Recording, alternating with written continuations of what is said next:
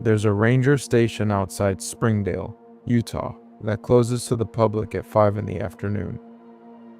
But if you drove past it on certain nights, late, well past midnight, you'd see a light on in the back office. Just one. A desk lamp with a crooked shade casting a yellow circle on a metal desk covered in paperwork that would never be filed. The man sitting at that desk had been a park ranger for over a decade. He'd pulled hikers out of slot canyons with broken legs. He'd tracked mountain lions through terrain that would make most people turn back before noon. He'd spent more nights alone in the wilderness than most people spend in their own beds. He was not the kind of man who scared easily. He was not the kind of man who lost sleep. He was not the kind of man who sat alone in a locked office at 2 in the morning, staring at a piece of paper he couldn't make himself finish writing. But that's exactly what he was doing. The incident report was half completed. Date, time, location, all filled in. The section marked Nature of Encounter had one word written and crossed out. Then another word, also crossed out. Then a third attempt that trailed off mid-sentence. The pen was still in his hand, but he hadn't moved it in over an hour. He knew what he'd seen. He knew where he'd seen it. He knew the exact moment the air changed, the exact second his body understood something his mind was still refusing to accept. He could describe it: the shape, the movement, the sound, the smell, the way the canyon walls seemed to lean inward as if the rock itself was trying to get away. He could describe all of it. He just couldn't make himself put it on paper, because paper made it real. Paper meant someone else would read it. Paper meant he'd have to sit across a desk from his supervisor and say the words out loud and watch the man's face and know with absolute certainty that his career was over the moment the sentence left his mouth. So he sat there, and the report stayed unfinished. And eventually, sometime before dawn, he folded it twice, slid it into his jacket pocket, drove home, and put it in a shoebox on the top shelf of his closet. It's probably still there. He's not the only one. There are things that happen in national parks that never make it into any official report. Not because they didn't happen, not because the rangers who experienced them are liars or fools or prone to hallucination, but because the system that governs America's public lands has no category for what these people encountered. There is no box to check. There is no code to enter. There is no protocol, no procedure, no chain of command designed to handle the moment when a trained, experienced, psychologically stable federal employee looks into the darkness of a place they've patrolled 1,000 times and sees something that shouldn't exist. So the reports get rewritten. Large animal encounter. Unidentified. Possible cougar sighting, no confirmation. Unusual wildlife behavior, no action required. Clean, bureaucratic language that says nothing and means everything. The kind of language that lets everyone involved sleep at night, except the person who was actually there. And these people do talk, just not on the record. Not in debriefs, not in official channels. They talk in parking lots after shift changes. They talk in quiet corners of ranger stations when the new hires aren't around. They talk on porches after retirement parties, 3 beers deep, with the particular careful tone of someone testing whether the person across from them has seen it too. And when the other person nods not with surprise, not with disbelief, but with the heavy, exhausted recognition of someone carrying the same weight, that's when the real conversation starts. The stories follow a pattern. They always follow a pattern. And that might be the most disturbing part of all of this.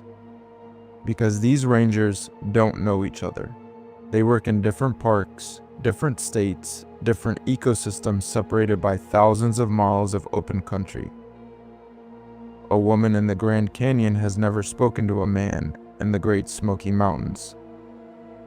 A ranger in Olympic National Park has no connection to a ranger in Bryce Canyon. They have different backgrounds, different training, different decades of service. There is no shared campfire where these stories get passed around and embellished.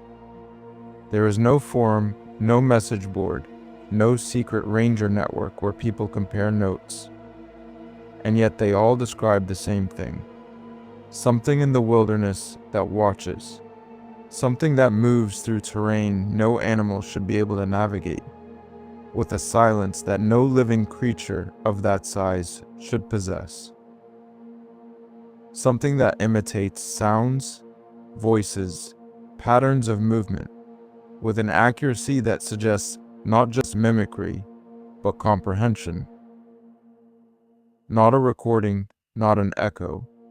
Something that understands what it's imitating and chooses when to use it. Something that walks like a person when it wants to be seen, and moves like something else entirely when it doesn't.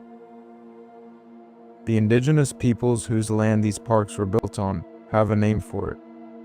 Several names, actually, depending on the nation, depending on the region, depending on how close to the truth you're allowed to get.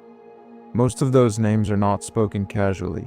Some of them are not spoken at all, not out of superstition, but out of a respect born from thousands of years of coexistence with something that the Western world has only been stumbling into for the last century and a half.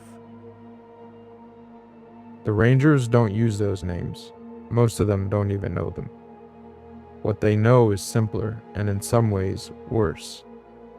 They know that there are places in their parks where the animals don't go. They know there are trails that senior rangers quietly steer new hires away from after dark. They know that certain incident reports vanish from the system within days of being filed, not deleted, just moved somewhere that no one at the park level has access to. They know that when you come back from one of these encounters and try to tell someone, the response is never shock. It's never confusion. It's never, "That's impossible." It's always the same tired nod, the same quiet instruction, the same 4 words that every one of these rangers heard from a supervisor at some point in their career. Don't put that in writing. What you're about to hear are 5 accounts from 5 different national parks: Zion, the Grand Canyon, Bryce Canyon, the Great Smoky Mountains, Olympic. 5 rangers who spent years, some of them decades, in the most beautiful, most protected, most carefully managed wild landscapes in America. 5 people who went into the backcountry believing they understood the natural world and came back knowing, with a certainty that has never faded, that they don't. None of these stories were volunteered easily. Some took months of trust before a single detail was shared. Some were told only once and never repeated. Some came with conditions: change my name, change the dates, don't say which district, don't let anyone trace this back to me. Not because they're afraid of embarrassment, because they're afraid that talking about it is what brings it closer. Every one of them said the same thing at some point during the telling. Not in the same words, not at the same moment, but the same thought surfacing through different voices like a signal repeating across frequencies. I don't know what I saw, but it knew exactly what I was. The first ranger who agreed to share his account had spent over 11 years working the canyon trails of southern Utah. He'd hiked every mile of mapped trail in Zion National Park and a fair number of unmapped ones. He'd done more night patrols than anyone in his district. He was the man they sent into the dark places because nothing in the dark had ever bothered him. Until one night in late October, when something in a slot canyon showed him that the dark had been paying attention all along. Marcus Delaney didn't believe in the unexplained. He believed in wind patterns and animal behavior and the way sandstone amplifies sound at certain temperatures. He believed in the human brain's tendency to construct threats from shadows when it's tired, dehydrated, or both. He believed in 20 years of accumulated experience, 4 in the Army, 5 in search and rescue, 11 with the National Park Service, and the simple, comforting certainty that everything in the natural world operated according to rules. You learned the rules, you respected the rules, and the rules kept you alive. He was 44 years old, divorced, no kids.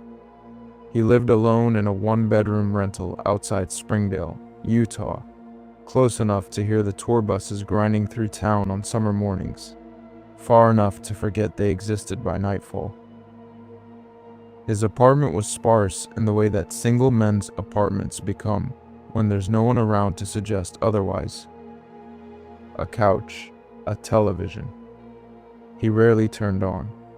A kitchen table stacked with topographic maps and field manuals, and a gun safe in the closet that he'd never had reason to open outside of annual qualification.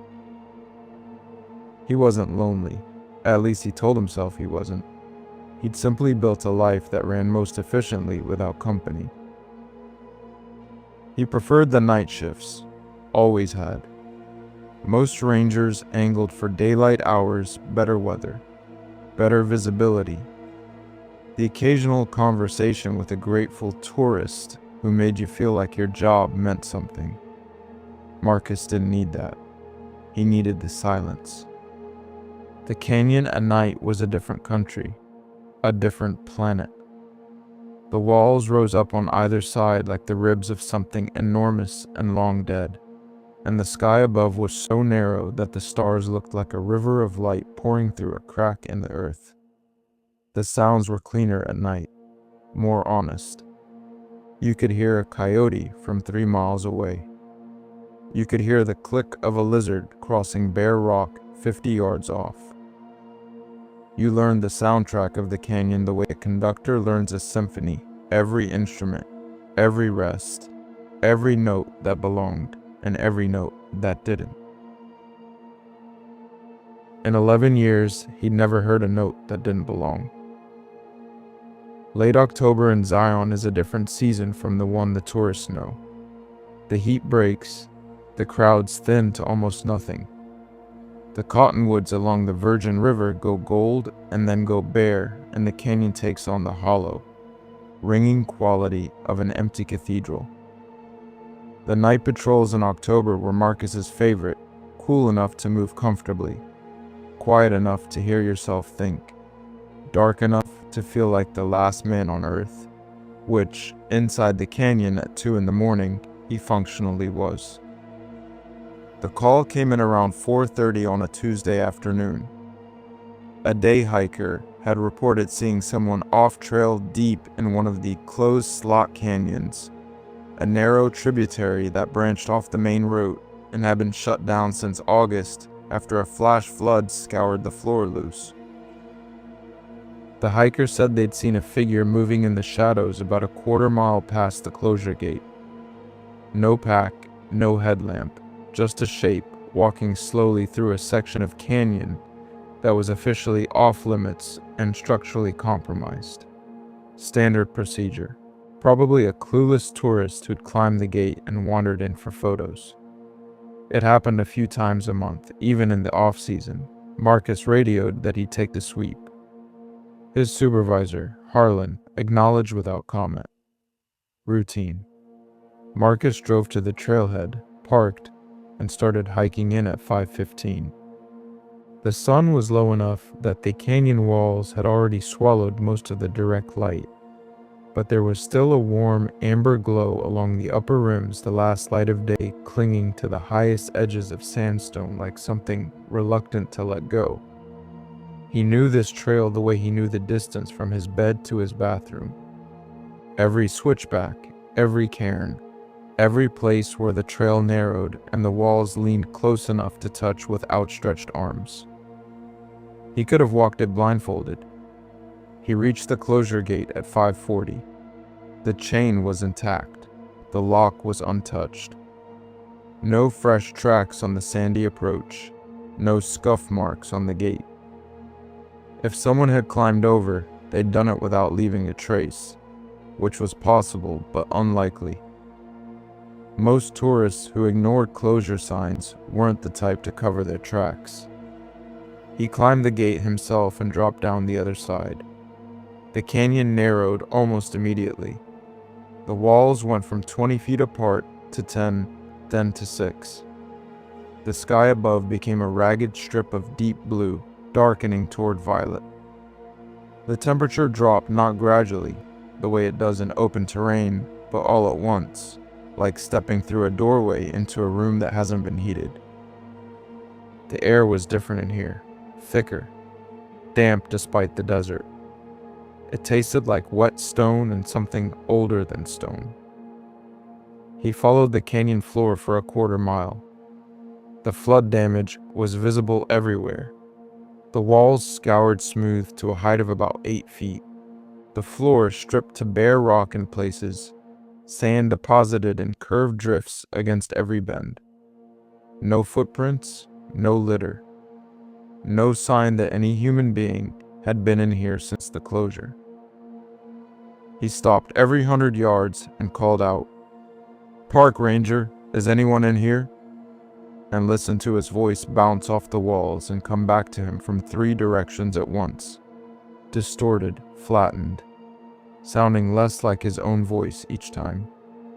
Nothing, no response, no movement, no sound except the faint drip of seep water from a crack high on the east wall.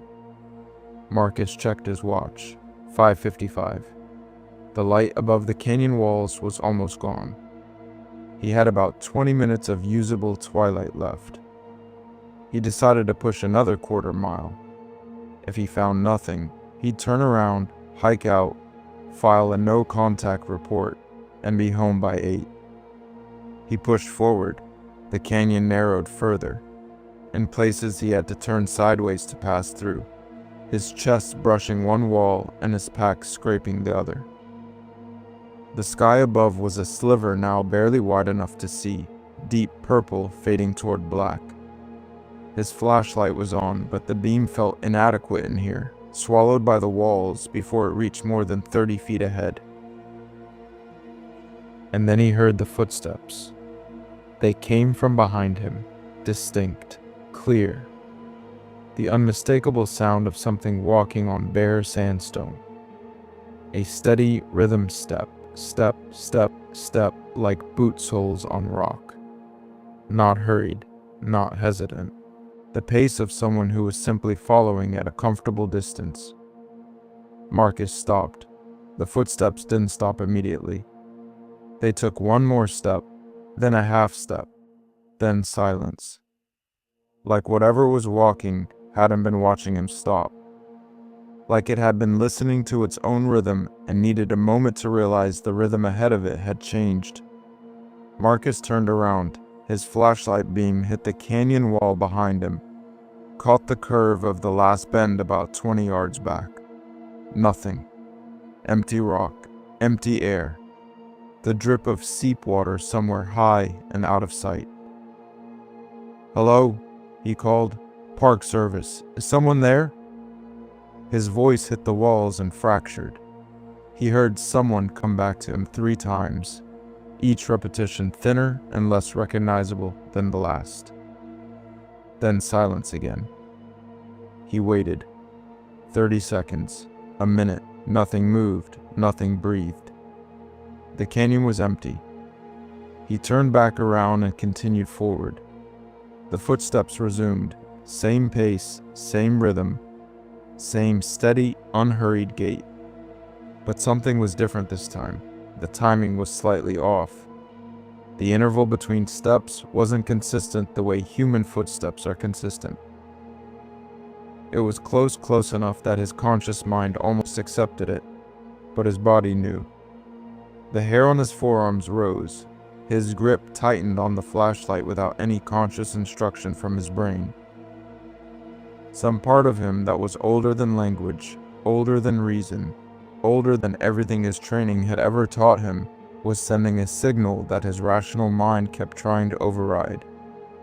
The steps didn't sound right. They had the general pattern of a person walking left, right, but the cadence was wrong. Too even, too mechanical. Like something had heard a recording of human footsteps and was reproducing the sound without understanding the subtle irregularities that make real walking sound real.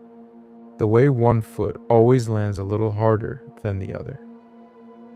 The way stride length shifts unconsciously on uneven terrain. The way a real person's gait carries personality hesitation, confidence, fatigue, purpose. These footsteps had none of that. They were footsteps the way a metronome is music. Technically correct, fundamentally empty. Marcus stopped again. The footsteps stopped this time simultaneously. Whatever was behind him had learned from the last time. It had corrected the delay. He didn't call out. He didn't turn around. He stood perfectly still and listened with everything he had.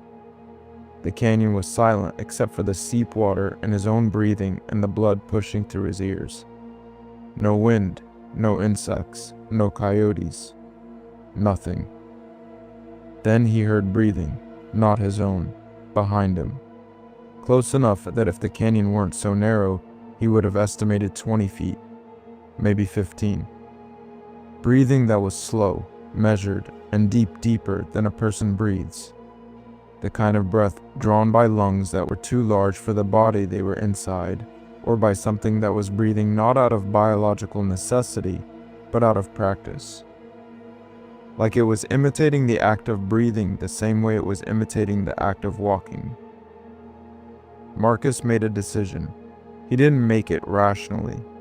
His body made it for him. He started walking forward, not fast, not panicked, but with purpose. His flashlight beam cut through the darkness ahead and he followed it like a lifeline. Behind him, the footsteps resumed, matching his pace exactly, step for step. When he sped up slightly, they sped up. When he slowed, they slowed.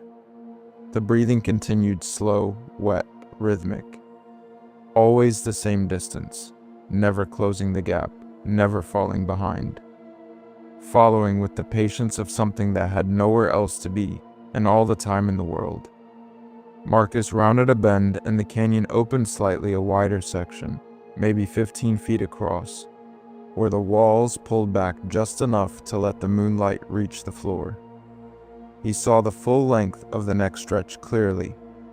The canyon ran straight for about 40 yards before curving right and disappearing. The walls were pale sandstone washed silver by the moon, smooth and featureless. The floor was bare rock. And at the far end, standing just before the curve, was a shape. Marcus's flashlight was aimed forward, but the beam didn't reach that far. The shape was visible only because of the moonlight catching the upper walls and casting enough ambient glow to see outlines. And the outline was wrong. Every part of it was wrong. It was tall.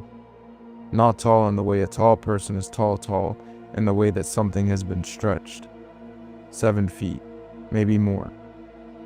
The proportions were human in the loosest possible sense. 2 arms, 2 legs, a head, a torso, but everything was elongated. The limbs were too long. The torso was too narrow. The head sat on a neck that seemed to add another 6 inches of height that shouldn't have been there. It stood with a stillness that living things don't achieve. Not the stillness of someone holding still. The stillness of something that doesn't need to move, that has no heartbeat to generate micro-movements, no breathing to shift its weight, no involuntary muscle response to disrupt its perfect, absolute immobility. Marcus stopped walking. His flashlight beam trembled the first time his hands had shaken on a patrol in 11 years. The shape took a step forward. Marcus took a step back. The shape stopped. Then it took a step back. Marcus moved left, pressed himself closer to the canyon wall. The shape moved left, pressed itself closer to its canyon wall. It was mirroring him, or not reacting, mirroring, reproducing his movements simultaneously, like a reflection in a vertical pool of darkness. But a mirror doesn't choose what to reflect. A mirror doesn't study what it's copying and learn from the exercise. And whatever this was, Marcus understood with a nauseating clarity that it was learning. Each movement he made, it made back but smoother, cleaner, like a student who started clumsy and was getting better in real time. He stopped moving. The shape stopped. They stood in the silver half-light of the widened canyon, 40 yards apart, motionless, facing each other. Marcus could hear the footsteps behind him had stopped too. The breathing behind him had stopped. Everything had stopped. The canyon was holding its breath. Slowly, deliberately, Marcus raised his flashlight. He aimed it directly at the shape and thumbed the beam to full power. The light crossed the distance in an instant. For 1/2 second, maybe less, maybe a quarter of a second, maybe the shortest measurable unit of time that his brain could process and record, the beam hit the thing's face. What he saw didn't register as sight, it registered as error. His brain received the image and couldn't categorize it. It wasn't a face. It was the architecture of a face, the placement of features in roughly the right positions assembled by something that understood the geography of a human face, without understanding what a human face is supposed to express. The skin was too tight, stretched over bone structure that was subtly, fundamentally wrong, like a mask made from a description rather than a reference. The eyes were set too far apart, not dramatically, just enough that the geometry of the face stopped making sense. The way a word you've read 1,000 times suddenly looks misspelled if you stare at it long enough. The mouth was open. The jaw was too wide. The lips were pulled back, but not in a snarl, in something that could have been a smile if smiles were designed by something that had only ever seen them from a distance and didn't understand the emotion behind them. It was an imitation of a human expression crafted by an intelligence that understood form but not feeling. And it was the most terrifying thing Marcus Delaney had ever seen in his life. The flashlight beam lingered for that half second, and then Marcus was running. Not retreating, not tactically withdrawing, running. Sprinting through a narrow slot canyon in near total darkness with nothing but a swinging flashlight beam and 11 years of memorized terrain keeping him from smashing face first into a wall. His pack bounced against his back. His boots slipped on smooth rock. He hit a narrow section and turned sideways without slowing, his shoulder slamming the stone, the pain registering somewhere distant and irrelevant. His hands scraped the walls for balance, and he felt skin tear and didn't care. Behind him, footsteps, running, but the gait had changed. The careful two-legged mimicry was gone.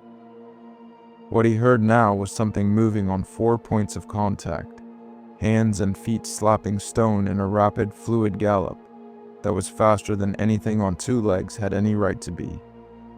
The sound filled the canyon, echoing, multiplying, coming from every direction at once until Marcus couldn't tell if it was behind him, or beside him, or above him. He ran. He didn't look back. Every cell in his body was screaming the same instruction: do not look, do not stop, do not slow down, do not turn around. The oldest program in the human operating system, the one that predates language and logic and everything civilization has built on top of them, was running, and Marcus had no choice but to obey. He hit the closure gate at a dead sprint and went over it without stopping, his hands grabbing the top bar and vaulting his body over in a motion that owed more to blind adrenaline than athletic ability. He landed hard on the other side, stumbled, caught himself, and kept running. Down the main trail, past the switchbacks, past the cairns, past every landmark he knew by heart, now blurring past him in a flashlight-streaked smear of rock and shadow and terror. He reached the trailhead. His truck was where he'd left it. He got inside, locked the doors, started the engine, and sat there. He didn't drive. He sat with the engine running and the headlights on, pointed at the trail, and watched. Nothing came out. For 10 minutes, 20, 30. Nothing emerged from the canyon mouth. The trailhead was empty. The parking lot was empty. The night was quiet. A coyote called somewhere far to the east, and the normalcy of the sound almost made him cry. He looked at his hands. The skin on his palms was torn. Blood had smeared across the steering wheel. His knees were bruised. His shoulder ached where he'd hit the wall. His heart rate was still elevated enough that he could feel it in his teeth. He drove back to the ranger station. He sat at his desk. He pulled out an incident report form and stared at it. Date, October 28th. Time of incident, approximately 1830. Location, closed tributary canyon, North Fork. Nature of encounter. He wrote, large animal sighting. He stared at the words. They were laughably inadequate. They were a lie by omission so vast that it amounted to a completely different truth. But they were also the only words that the form had room for. There was no checkbox for what he'd seen. There was no category. There was no space on any government document anywhere in the National Park Service filing system for a ranger to write, I saw something wearing a human face the way a child wears a Halloween mask, and it was learning how to be me. He wrote unidentified after a large animal sighting and put the pen down. He sat for 40 minutes without moving. Harlan came in at 7, shift change. He was carrying 2 cups of coffee the way he did every morning, and when he set one on Marcus's desk, he looked at the report, and then he looked at Marcus's hands, and then he looked at Marcus's face. He didn't ask what happened. He pulled up a chair and sat down and waited. Marcus told him, not everything, not the face, not the mirroring, not the sound of 4 limbs galloping through the canyon behind him, just the shape, just the size, just the wrongness. He kept it clinical. He kept it short. He watched Harlan's face for surprise, for skepticism, for the polite concern of a supervisor who suspects his employee is having a breakdown. He saw none of those things. What he saw on Harlan's face was worse, recognition. Harlan listened without interrupting. When Marcus finished, Harlan was quiet for a long time. He picked up the incident report, read it, and set it back down. File it as a cougar sighting, he said. His voice was flat, not dismissive, not unkind, just flat, the way a man's voice gets when he said the same sentence enough times that it's become muscle memory. That section of canyon is already closed. I'll extend the closure through winter. And Marcus, he paused, took a breath. Don't walk that section alone after dark anymore. Marcus waited for more, an explanation, a theory, even an acknowledgement that what he described wasn't a cougar, and they both knew it. But Harlan just picked up his coffee and went to his office and closed the door. Marcus filed the report as instructed. Cougar sighting, unconfirmed, no action required. He requested a transfer to day shifts the following morning. The request was approved the same day, which shouldn't have been possible. Shift reassignments usually took a minimum of 2 weeks to process through district administration. His was approved in 4 hours. No questions, no interview, no performance review. Just a stamped form and a new schedule, as if the paperwork had been sitting in a drawer somewhere, pre-filled, waiting for exactly this moment. Marcus worked day shifts for the remaining 3 years of his tenure at Zion. He never entered a slot canyon after dark again. He never spoke about what happened to anyone except Harlan, and Harlan never brought it up again. The closure on that section of canyon was extended through winter, then through spring, then quietly made permanent. The official reason was structural instability from flash flood damage. The unofficial reason lived in a shoebox on the top shelf of Marcus Delaney's closet. A half-finished incident report with 2 words crossed out and a truth that the canyon will carry long after every piece of paper is gone. Some nights, in his apartment in Springdale, Marcus would lie awake and think about the footsteps. Not the running, not the face. The footsteps. The way they had started wrong, just slightly wrong. Just enough to notice and then corrected themselves in real time. The way the delay after he stopped had shortened from one attempt to the next. The way the mirroring had started clumsy and ended precise.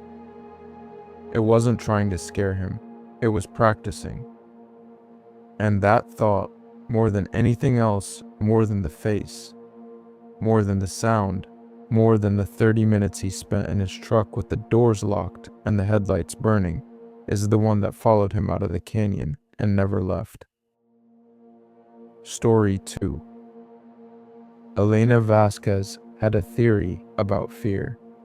She developed it over 7 years of search and rescue work in some of the most unforgiving terrain in the American Southwest. And it went like this. Fear is a calculation. Your brain takes in information: the height of the cliff, the speed of the water, the distance between where you are and where safety is, and it runs the numbers. If the numbers come back bad, you feel afraid. If the numbers come back manageable, you don't. Fear isn't mystical. It is an instinct. It's math. And Ilana was very good at math. She was 32 years old and had been working the Grand Canyon for 7 years, the last 4 in backcountry operations. Before that, she'd done 2 years of wilderness search and rescue in the Chiricahuas and a stint with a volunteer mountain rescue team near Flagstaff, while she was still finishing her degree. She'd grown up in Nogales, Arizona, close enough to the border to hear the helicopters at night, far enough from the tourist version of the Southwest to know what the desert actually was. Not a postcard, not a spiritual retreat, not a backdrop for someone's Instagram. The desert was a system. It had rules. It killed people who didn't learn the rules, and it tolerated the ones who did. And tolerance was the best you could hope for. The desert did not love you. It did not care about you. It was not your friend.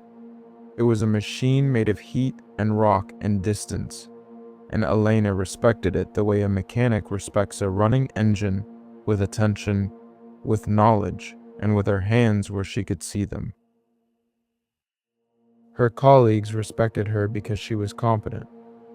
Her supervisors valued her because she was reliable. The hikers she'd pulled out of slot canyons and off narrow ledges and away from the edges of heat exhaustion regarded her with something closer to reverence. The way you regard anyone who shows up at the worst moment of your life and calmly tells you it's going to be fine and makes you believe it. Elena did not do drama. Elena did not speculate. Elena assessed, acted, and moved on. She was the person they sent when something went wrong in the backcountry because nothing had ever gone wrong enough to rattle her. She would think about that later. How confident she'd been. How certain.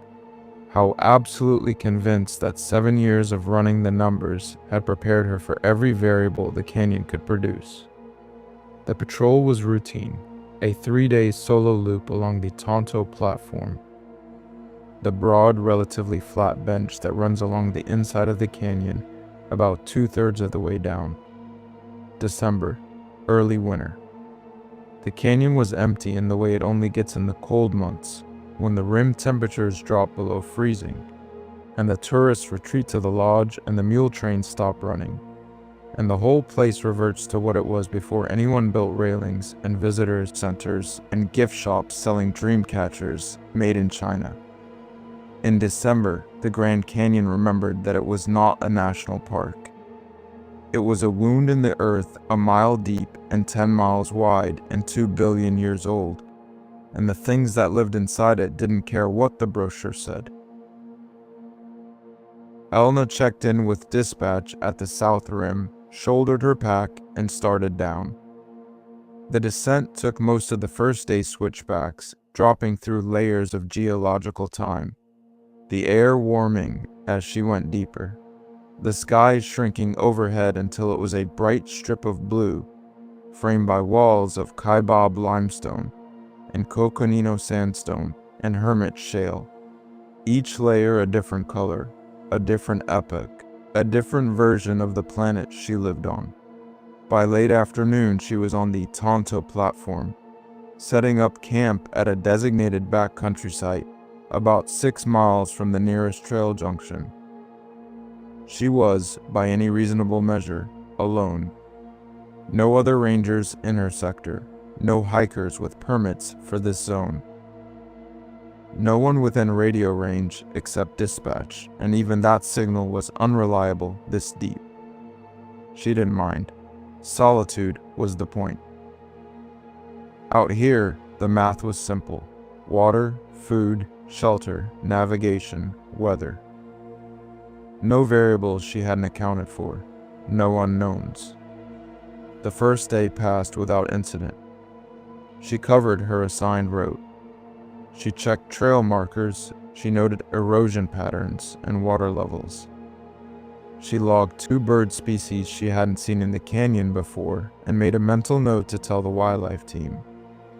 She ate dinner as the sun dropped behind the rim and the canyon filled with shadow from the bottom up, like a bowl being filled with dark water. She wrote her log by headlamp, zipped her tent, and slept. The second day was the same, quiet, beautiful. The kind of solitude that makes you feel small in a way that's almost comforting. The reminder that the world is vast and ancient, and will continue being vast and ancient, long after every human problem you've ever worried about has been ground to dust. She covered another 8 miles. She saw a bighorn sheep on a ledge above the Tapet sandstone and watched it for 20 minutes because there was no one to tell her she was wasting time. She refilled her water from a reliable spring and treated it and drank it cold, and it tasted like the earth. She made camp the second night at a site along a dry wash that cut across the Tonto platform. The campsite was tucked against a low wall of Muave limestone, a natural windbreak that kept the worst of the December cold at bay. She built a small fire within regulations, ate her ration, wrote her log. The canyon at night was something she'd described to friends back in Nogales and never felt she'd gotten right. It wasn't just dark, it wasn't just quiet. It was the absence of everything human, every light, every sound, every signal that you belong to a species that has covered the planet in noise and concrete and electricity. Down here, none of that existed. The stars overhead were so dense they looked like a physical substance, something you could reach up and push your hand through. The walls around her were black shapes against a blacker sky, and the silence was so total that she could hear her own pulse in her ears and the faint, almost subliminal hum of the rock itself, the geological vibration of 2 billion years of compressed time. She fell asleep at 9:30. She woke up at 2:14. Not from a sound, from the absence of sound. Elna had slept in the backcountry enough times to know the baseline audio of a December night in the inner canyon. There was always something: the whisper of wind through dry brush, the distant yip of a coyote, the scuttle of a kangaroo rat across bare rock, the faint creak of temperature change contracting the stone. These sounds were so constant that the brain stopped registering them consciously, the same way you stop hearing the hum of a refrigerator. They became the silence. They were the floor that real silence sat on top of. At 2:14 in the morning, the floor dropped out. Everything stopped. Every sound, every insect, every animal, every whisper of wind. The canyon went silent in a way that Elena had never experienced, not quiet, not still, but mute. As if someone had reached into the air and physically removed the capacity for sound. The effect was so sudden and so total that Elena's first thought was that something had happened to her hearing. She pressed her fingers against her ears and heard the dull thud of contact. Her hearing was fine. The world had simply stopped making noise. She sat up in her sleeping bag, slowly. Her hand found her headlamp, but she didn't turn it on. She found her radio and held it. She listened. 30 seconds passed. A minute. The silence held. It wasn't the silence of absence, it was the silence of presence. The silence of a room full of people who have all stopped talking at the same moment, because something has entered that demands attention. Elena couldn't see anything, she couldn't hear anything, but she could feel something, a weight in the air, a pressure. The unmistakable pre-verbal awareness that she was no longer alone. And then someone said her name. Elena. Clear, calm, unhurried. A voice that came from somewhere in the darkness beyond her campsite, maybe 200 yards away. Maybe less, somewhere deeper in the canyon. Somewhere along the dry wash that she'd followed to this spot. A human voice, a woman's voice, low and steady, speaking her name with the easy familiarity of someone who had known her for years. Not Ranger Vasquez, not her call sign, not hello or help, or any of the words a lost hiker would use. Her first name, spoken the way her mother said it, the way her sister said it, the way someone who loved her would say it if they were standing just out of sight and trying to get her attention. Elna's hand tightened on the radio. She keyed the transmit button. Her voice was steady. She made certain of that. Dispatch, this is Vasquez. I'm at campsite Tonto 7. I'm hearing a voice in my sector. Can you confirm any other personnel in the area? Static, then dispatch, tinny and distant through the canyon walls. Negative, Vasquez. No rangers in your zone. No active permits for that sector. You're alone down there. Copy. Vasquez out. She held the radio in her lap and stared into the dark. Elena. Same voice, same direction, same calm, familiar tone. But this time closer, not dramatically, not like something running toward her, just closer. As if the distance between her and whatever was speaking had quietly decreased while she was talking to dispatch. Like it had taken a few steps forward while her attention was elsewhere, patient, unhurried, in no rush at all. Elna did not respond. She did not call out. She did not shine her headlamp toward the voice. Every calculation her brain was running came back with the same result: do not engage, do not signal, do not acknowledge. She couldn't have explained why. The math said there was nothing dangerous about a voice in the dark. A lost hiker, a disoriented camper, a climber who'd taken a wrong turn. Rational explanations existed, but the math also said that no lost hiker would know her first name. No disoriented camper would speak it with that specific cadence, that specific warmth, that specific intimacy. Whoever or whatever was out there wasn't asking for help. It was asking for her attention, and something ancient and non-negotiable inside Elena Vasquez's chest was telling her that giving it attention was exactly what it wanted.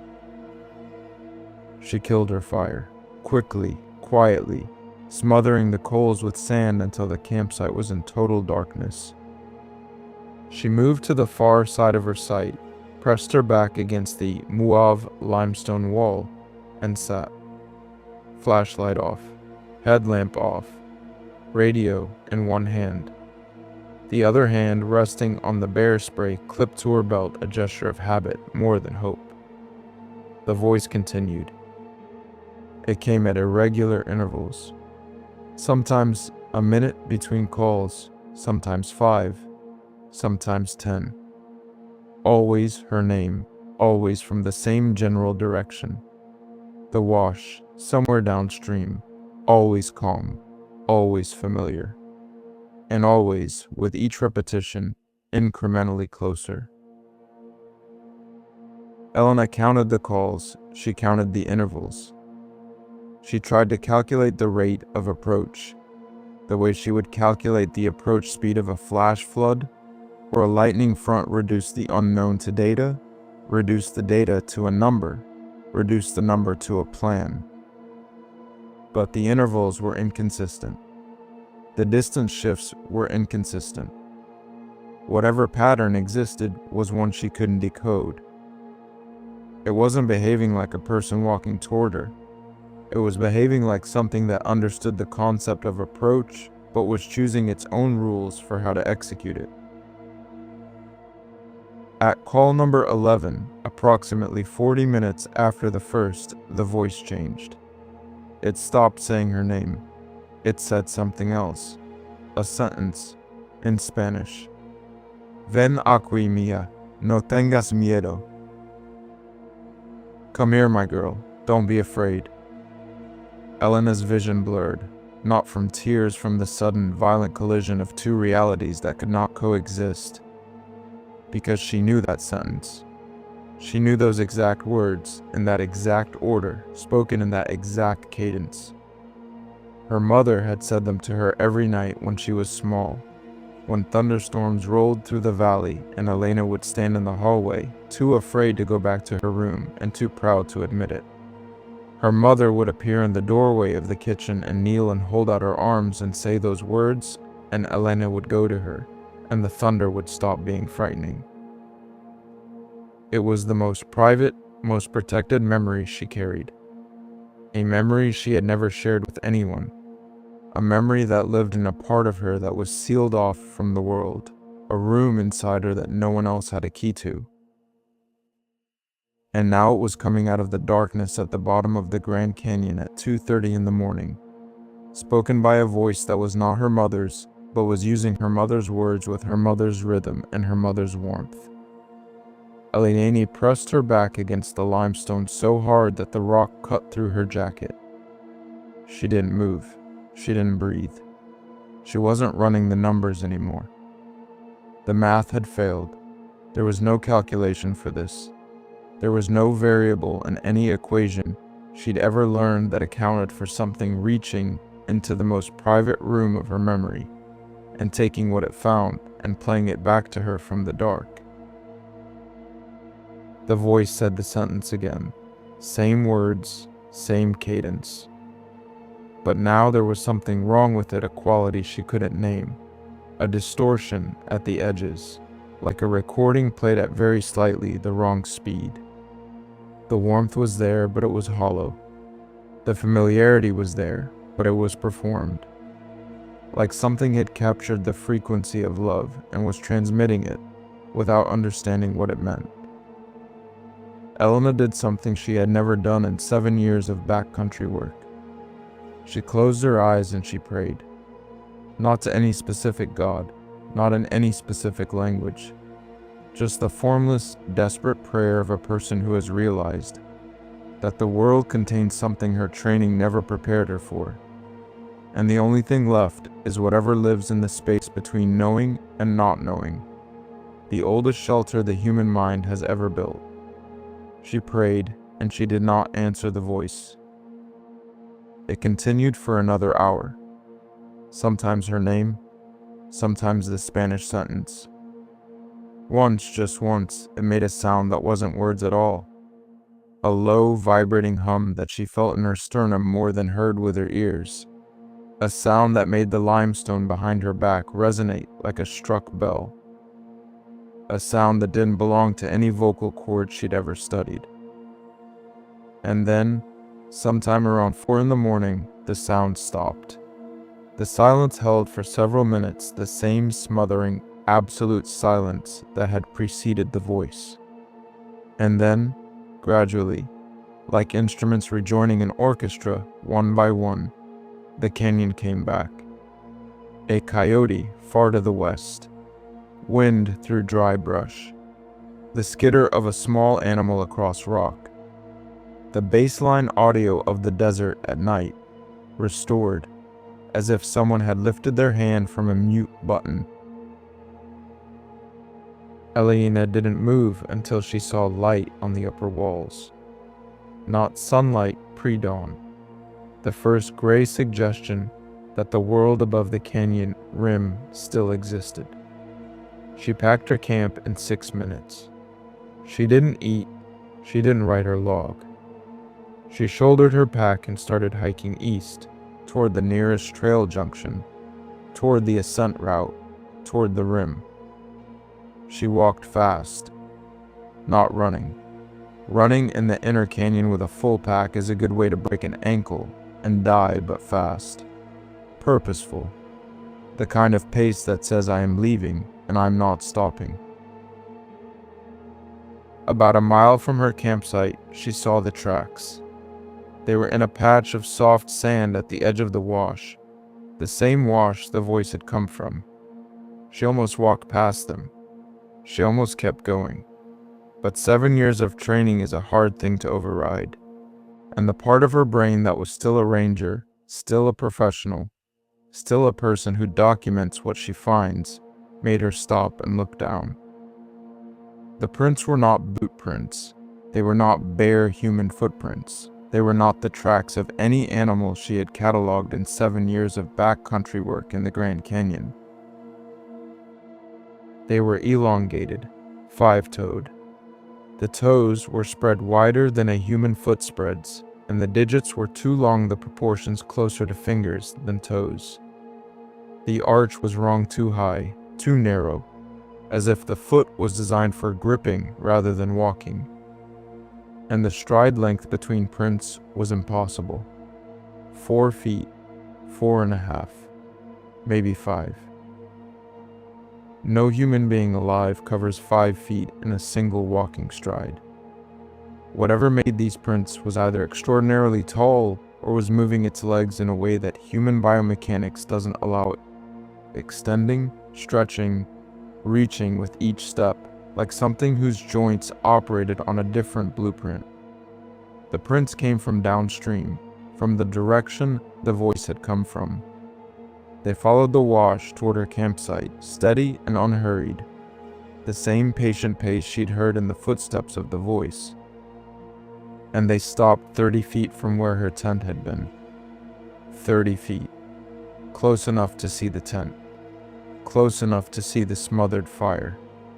Close enough to see the shape of a woman pressed against a limestone wall in the dark, not moving, not breathing, not answering. The prints stopped and they did not continue. No return prints, no tracks leading away. Whatever had stood 30 feet from her camp had simply stopped existing, or had left by a method that didn't involve walking on sand. Elena photographed the prints. She took 7 photos from different angles, including one with her boot placed next to a print for scale. Her boot was a women's size 8. The print was over 14 inches long. She noted the GPS coordinates. She noted the time.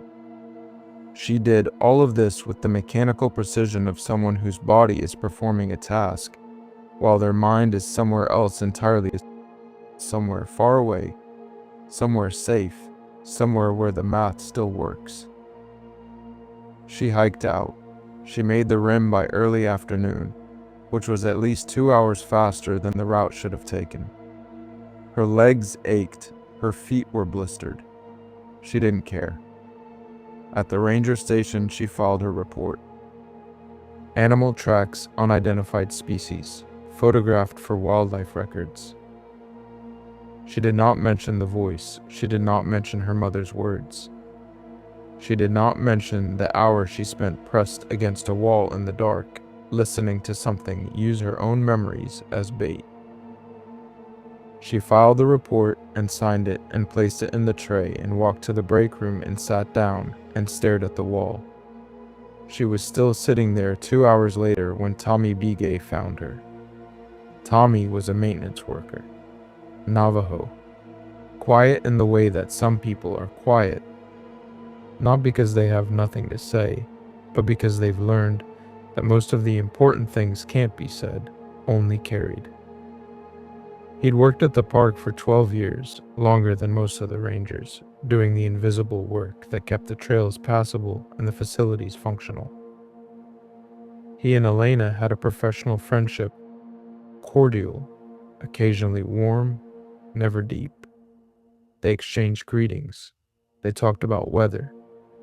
They existed in each other's peripheral vision, the way colleagues do when they share a workplace but not a world. Tommy walked into the break room, saw Ellie sitting at the table with an untouched cup of coffee, and the particular stillness of someone who has seen something they can't unsee, and he stopped in the doorway. He looked at her for a long moment, not with surprise, not with curiosity, with recognition. "You heard it," he said, not a question. Elena looked at him. She didn't ask how he knew. She didn't ask what it was. She just looked at him with the eyes of a woman who had spent 7 years believing that fear was a calculation and had discovered in a single night that there were things the numbers couldn't reach. Tommy sat down across from her. He was quiet for a while. Then he said, "Did you answer it?" "No." He nodded, slowly. The nod of a man confirming something important. "Good." He paused, folded his hands on the table. "That's the rule. You don't answer when it calls your name. My grandfather told me that. His grandfather told him, you don't answer. You don't look for it, and you don't say its name." "Why?" Tommy considered the question, not as if he didn't know the answer, but as if he was deciding how much of the answer belonged in this room, in this building, in the ears of a woman who had just been introduced to something his family had known about for longer than the canyon had been a park.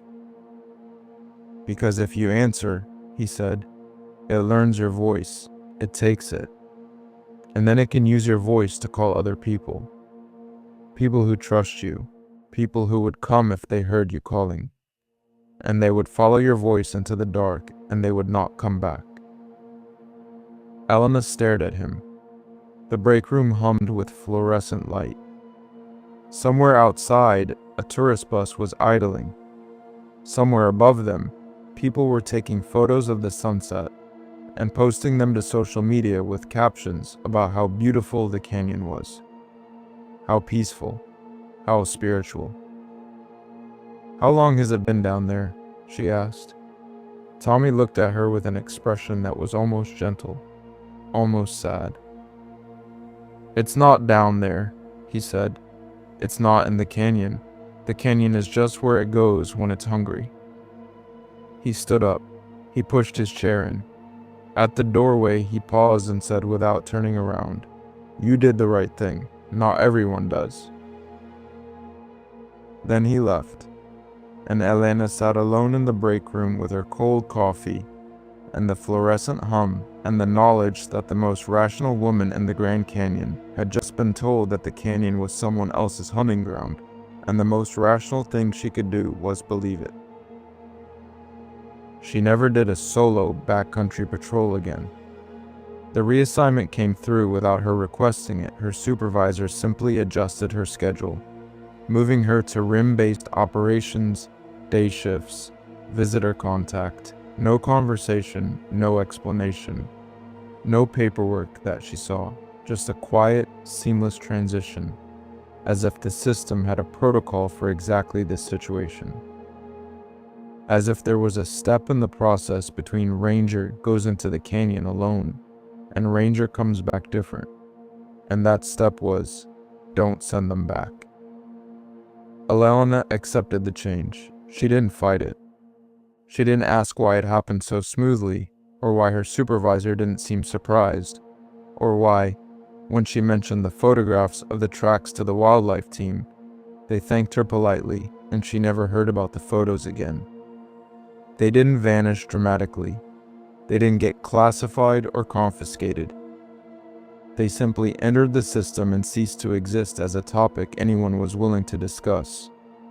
The way a stone enters deep water and stops making ripples. She worked at the Grand Canyon for 3 more years. She was good at her job.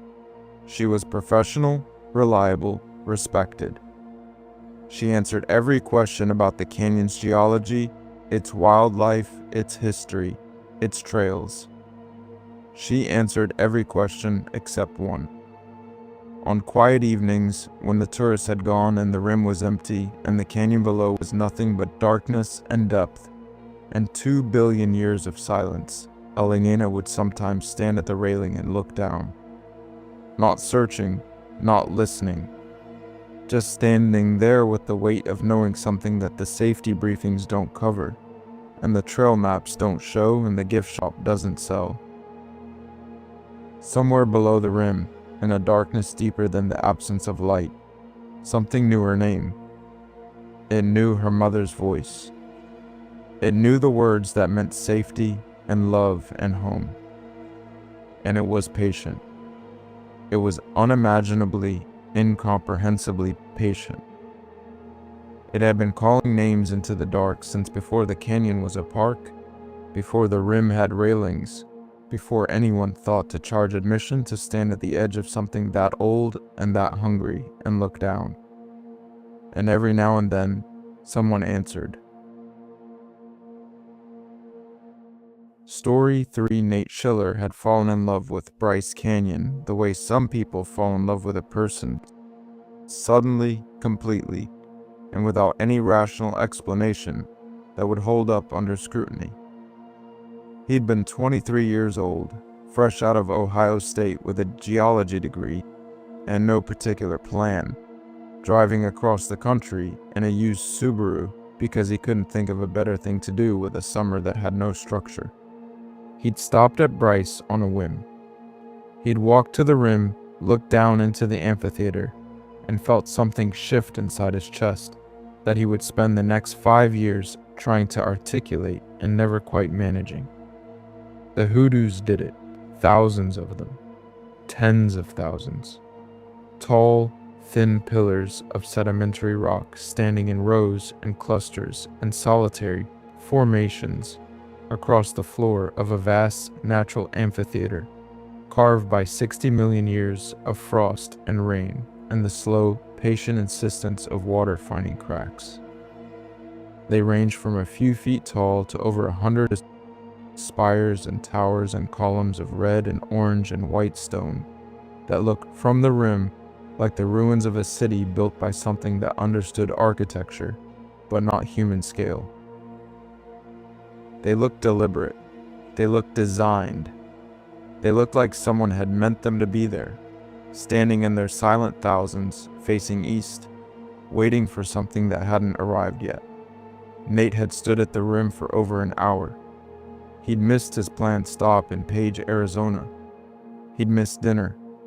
He'd watched the sun move across the amphitheater and change the hoodoos from orange to red to crimson to purple to black silhouettes, against a sky so saturated with color it looked artificial. And when the light was gone and the stars came out and the hoodoos became a field of dark shapes below him, shapeless, faceless, somehow more present in the dark than they'd been in the light, he'd known two things. First, that he would come back. Second, that the hoodoos were the most beautiful and the most unsettling thing he'd ever seen. And he wasn't entirely sure those were different qualities. He came back. He applied to the Park Service. He got assigned to Bryce. He was 24. Now he was 29, 5 years into a posting that most rangers treated as a stepping stone, and he treated as a vocation. He knew the geology. He knew the erosion rates. He knew the mineral compositions that gave each layer its color: iron oxides for the reds, manganese for the purples, limestone for the whites. He knew the science. He loved the science. The science was the reason the hoodoos existed and the reason they would eventually cease to exist, worn away millimeter by millimeter over millennia until the amphitheater was smooth and the pillars were gone and the landscape was something else entirely. The science was clean. The science was knowable. The science was the language Nate used to talk about a place that, in his most honest, private moments, he suspected operated in a language he hadn't learned yet. Late November at Bryce Canyon is a kind of solitude that most people never experience. The park sits at 8,000 feet. Snow comes early and stays late. The temperatures at night drop well below zero, and the wind that sweeps across the plateau carries a cold that doesn't just chill you, it occupies you, filling the spaces between your bones like water filling cracks in stone. The visitors thin to almost nothing. 10 on a good day, 3 on a bad one. Entire sections of the park go days without a human footprint. The roads stay open, but the campgrounds close, and the few trails that remain accessible are coated in ice and packed snow that turns the footing treacherous and the views spectacular. Every hoodoo topped with a cap of white. Every ledge lined with frost. The whole amphitheater looking like a frozen cathedral lit by a winter sun that hangs low and pale and never quite warms anything. Nate loved it. The winter version of Bryce was the real version, stripped of crowds, stripped of noise, stripped of everything except the rock and the cold and the silence, and the hoodoos standing in their rows like they'd been standing since before anyone was alive to see them. He did his patrols alone. He checked trail conditions. He logged weather data. He monitored erosion sites. He ate lunch on the rim with his legs dangling over the edge and his breath fogging in the air, and no sound in the world except the wind. The report came in on a Tuesday morning. A winter camper, one of the handful of backcountry permit holders who came to Bryce specifically for the solitude, had hiked out a day early and stopped at the visitor center on his way to his car. He was a regular, a retired professor from Salt Lake who came every November and stayed for a week. He was calm, polite, and visibly unsettled in the way that calm, polite people get when something has happened that they can't reconcile with their understanding of the world. He told the front desk ranger that he'd seen someone walking among the hoodoos at approximately 3 in the morning. Not on a trail, not near a trail. Deep in the amphitheater, moving between the pillars in total darkness. No light source, no pack, no reflective gear. Just a figure, walking. He'd watched it from his campsite on the rim for several minutes before it moved behind a formation and didn't reappear. The front desk ranger wrote it up as a possible trespasser in a closed area and flagged it for follow-up. Nate read the report at lunch and dismissed it almost immediately. The amphitheater at night was a maze of shadows. Moonlight on the hoodoos created shapes that moved as the moon tracked across the sky. Pareidolia, the brain's hardwired tendency to see human figures in random patterns, was practically unavoidable when you were staring at thousands of vaguely humanoid rock pillars in low light. The retired professor had seen a shadow, and his brain had done what brains do. Case closed. Nate didn't think about it again until 4 days later, when he was doing a late afternoon patrol along the rim trail and stayed later than he planned. The sunset caught him near Sunset Point appropriately enough, and he stopped to watch. He always stopped to watch. 5 years in, and the Bryce Canyon sunset still arrested him. Still made him stand at the railing with his gloves off, and his radio silent, and his mind empty of everything except the light. The hoodoos glowed. There was no other word for it. The low winter sun hit the iron-rich stone, and the amphitheater ignited orange, then copper, then a deep arterial red that looked less like reflected light and more like heat, as if the rock itself was burning from the inside. He took photographs. He always took photographs. He had thousands of them on a hard drive in his apartment in Tropic, and every single one failed to capture what his eyes were seeing. But he kept taking them anyway because the act of trying felt like the right kind of failure. He stayed too long. The light died faster than he expected it always did in late November, the sun dropping below the plateau edge like a switch being thrown. And within 15 minutes, the amphitheater went from blazing red to deep shadow to something close to black.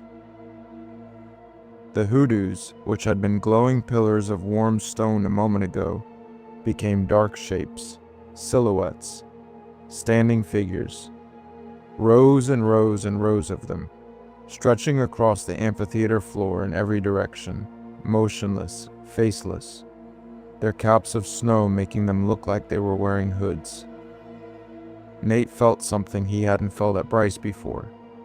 Not fear, not yet.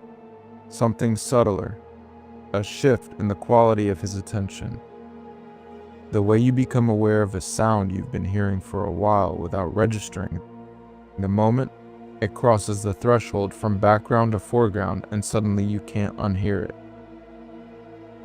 He was looking at the hoodoos the way he'd looked at them 1,000 times, but for the first time, the hoodoos looked like they were looking back.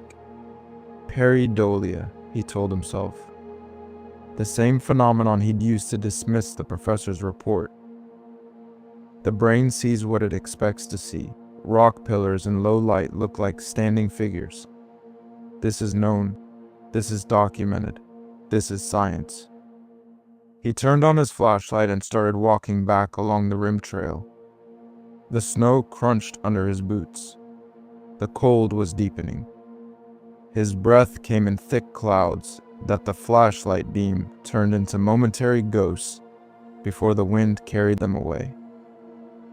The trail was familiar.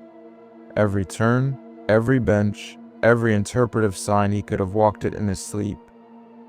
He was fine. He was rational. He was a geologist in a geological formation, and everything around him was explainable. He glanced down into the amphitheater. Movement. Not the slow drift of shadow that moonlight creates as it shifts. Not the suggestion of movement that the wind makes when it pushes snow off a hoodoo cap and the white cascade catches your eye. Lateral movement. Deliberate, sustained, horizontal displacement of a shape among the pillars. Something was walking through the hoodoos. Nate stopped. He watched. The shape was about 50 yards below and to the east, threading between the formations with a fluidity that immediately struck him as wrong. Wrong because the amphitheater floor was not smooth. It was a chaos of broken rock, scree slopes, narrow gaps, dead-end corridors, and ankle-breaking terrain that Nate himself had struggled to navigate in daylight, with proper boots and a trail map. Whatever was moving down there was navigating it in near total darkness, without hesitation, without pausing to check footing, without the stop-start rhythm of a person picking their way through unfamiliar terrain.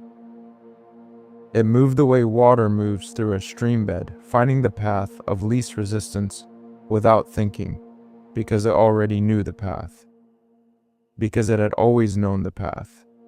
It was tall, taller than the doorway of his apartment, taller than anyone he'd ever stood next to, and thin, not lean, not slender, but thin in the way that the hoodoos themselves were thin, narrow, elongated, as if the same geological forces that had carved the pillars had carved this too, shaping it from something broader into something that was all vertical line and no horizontal mass.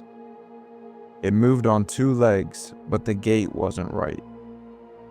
The knees, if they were knees, seemed to articulate differently. Higher, maybe, or in the opposite direction, or in both directions at once, shifting with each step, as if the thing hadn't committed to a single skeletal design and was improvising as it went. Nate watched for 30 seconds, maybe 40. The shape moved between 7 or 8 hoodoos, weaving through them like a person walking through a crowd they knew intimately. Turning sideways here, stepping over an obstacle there, ducking under a low overhang without breaking stride. Then it stopped. It stopped the way a light goes out, not a deceleration, not a slowing. One frame it was moving, the next frame it was still. Perfectly, absolutely, impossibly still. Standing among the hoodoos, and now, motionless, it looked like one of them. The same height, the same proportions, the same vertical, featureless silhouette against the snow-dusted amphitheater floor. If Nate hadn't watched it walk, he would never have known it was different. It had stopped moving and become part of the landscape, not hidden in the landscape, not camouflaged, but absorbed. As if the hoodoos were not rock formations it was hiding among, but variations of itself. Or it was a variation of them. Nate's breath had stopped. He realized this and forced himself to inhale. The cold air hit his lungs like a blade. His fingers were numb around the flashlight. His rational mind was talking very fast and very loud, assembling explanations like a lawyer building a case shadow, illusion, pareidolia, temperature inversion, an elk, a trick of the terrain, anything at all that would let the numbers keep working. "Park ranger," he called. His voice carried across the amphitheater and came back to him from 3 different walls, each echo thinner and more distorted than the last. "This area is closed. Identify yourself." The shape didn't move, didn't flinch, didn't react to the sound of a human voice at all. It stood among the hoodoos with the same absolute stillness, the same featureless silence, the same perfect integration with the stone around it. 1 minute, 2 minutes. Nate counted. He counted because counting was rational, and rational was safe, and safe was the only direction he wanted to move in. The shape didn't move. He started to feel foolish, started to feel the familiar comfort of a logical explanation. Assembling itself, he'd been staring at rock pillars in the dark, and his brain had connected 2 adjacent hoodoos into a single moving shape. It happened. It was textbook. The shape turned its head, not its body, not its torso, not any other part of the configuration that Nate's brain was trying desperately to classify as geological. Just its head. A slow, smooth rotation, 15 degrees, 20, 30, until it was facing him. Or facing the place where he was standing. Or facing the source of the sound he'd made. The movement was unhurried, precise, mechanical, in the way that biological movement is never mechanical. A human turning their head engages neck muscles, shifts weight, moves their shoulders slightly, blinks. This rotation involved none of those secondary motions. The head turned, and everything else remained perfectly, absolutely still, like a turret traversing on a fixed platform. And even from 50 yards away, even in near darkness, even through air thick with cold and the brain's frantic attempts to reclassify what it was seeing, Nate felt it looking at him. Not glancing, not noticing, looking. With an attention that had weight, that had texture, that pressed against his face like a hand held an inch from his skin. An attention that was not curious, not aggressive, not afraid. An attention that was evaluative, as if it was measuring him, as if it was deciding something. Nate backed away from the rim. He did it slowly, one step at a time, his flashlight beam sliding off the amphitheater edge as he moved. He didn't run. His training held barely by the thinnest margin, by the width of a single rational thought repeated on a loop. I am a park ranger. I am in a national park. There is an explanation for this. I am safe. He backed away until the amphitheater dropped out of view below the rim and the hoodoos disappeared, and there was nothing in front of him but the flat, snow-covered trail and the empty parking lot, and his truck sitting under a light that had never looked so welcoming. He drove back to the ranger station. He sat in the parking lot for 20 minutes with the engine running and the heater on. Then he went inside, made coffee, and wrote in his log, "Late patrol, rim trail, no incidents." He stared at the words. They were a lie, but the truth was something he couldn't write because he couldn't think it yet. The truth was still assembling itself somewhere in the back of his mind, behind the locked door where the things that don't fit the equations go. 2 days passed. Nate performed his duties. He checked trails, he logged data. He answered questions at the visitor center with his usual enthusiasm and watched families peer over the rim at the hoodoos and say wow, and take photos and move on with their lives. And he envied them with an intensity that surprised him. They could look at the amphitheater and see beauty, just beauty. He used to be able to do that. On the third night, he went back. He couldn't explain why, not to himself, not to anyone. He went back because the alternative was to not go back, and not going back meant accepting that he was afraid, and accepting that he was afraid meant accepting that there was something to be afraid of. And accepting that there was something to be afraid of meant the equations didn't work. And if the equations didn't work, then 5 years of understanding Bryce Canyon through the clean lens of science were a comfortable fiction. He'd been telling himself while standing at the edge of something he didn't have the language to describe. So he went back, at midnight, with binoculars and a thermos of coffee and the stubborn, suicidal conviction of a rational man determined to prove his own rationality. He stood at the rim. The moon was bright, 3/4 full, hanging in a sky so clear that the Milky Way looked solid. The amphitheater was lit in pale silver. Every hoodoo cast a sharp shadow. The snow on the caps and ledges glowed white. The whole formation looked like a black and white photograph of something that only existed in dreams, the ruins of a city on another planet.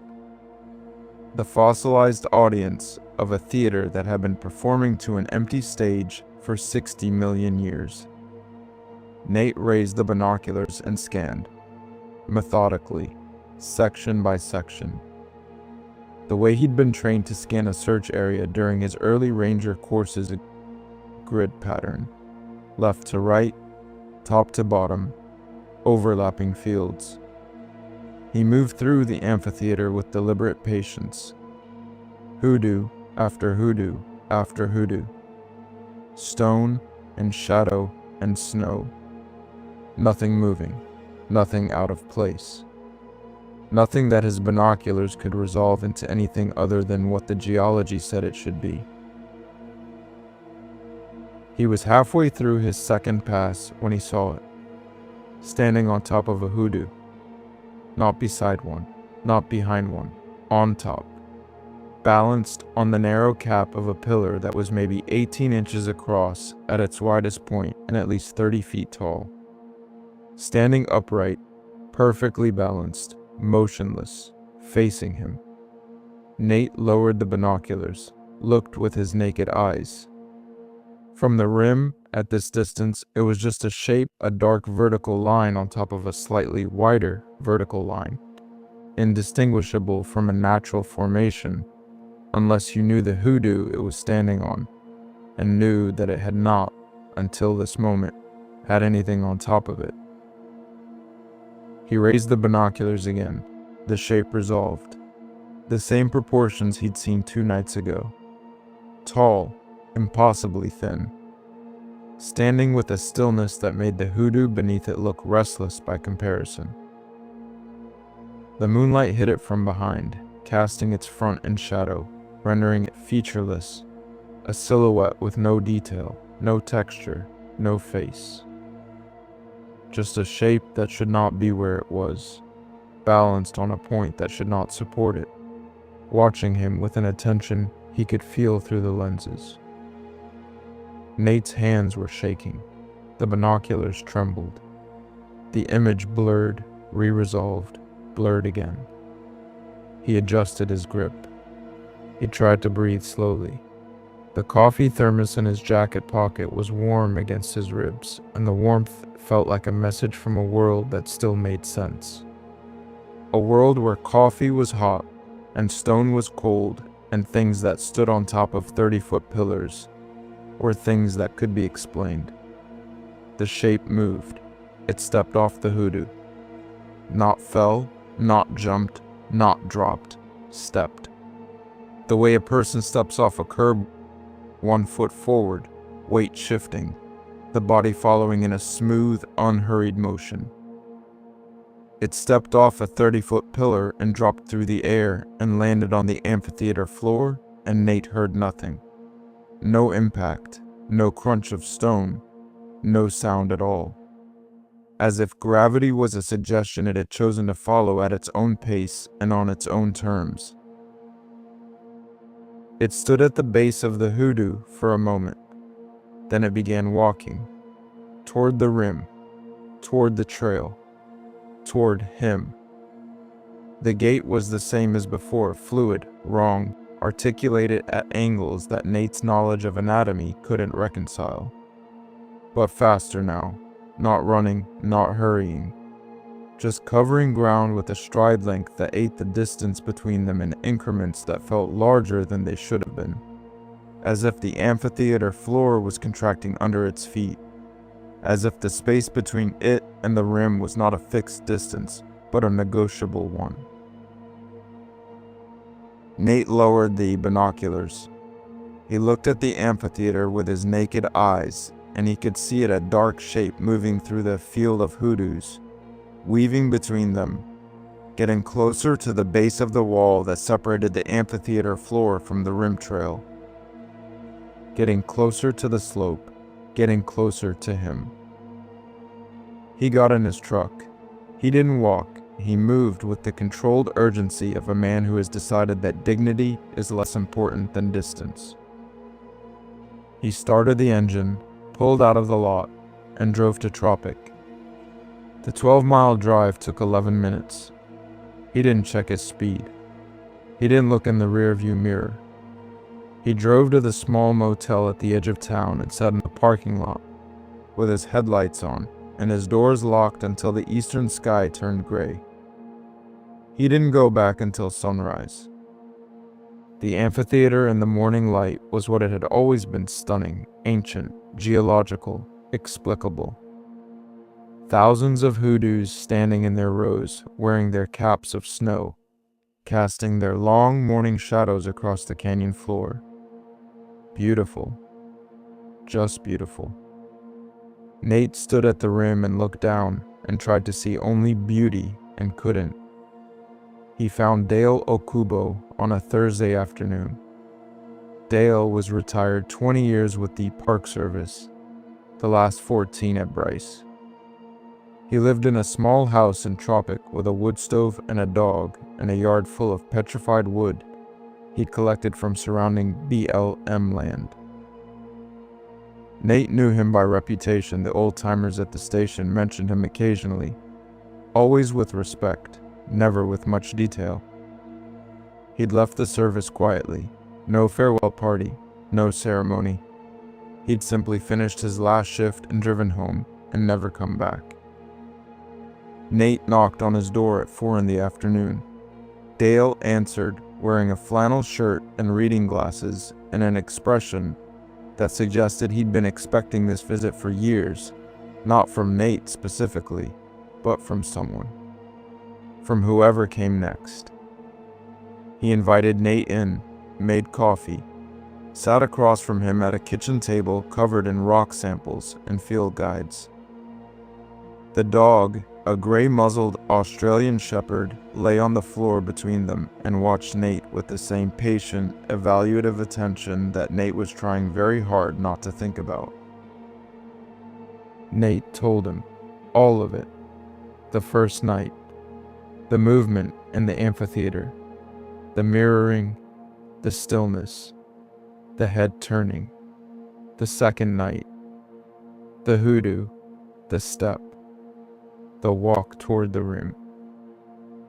He told it in the clinical, precise language of a man who still believed, or was trying to believe, that the right words would make it explicable.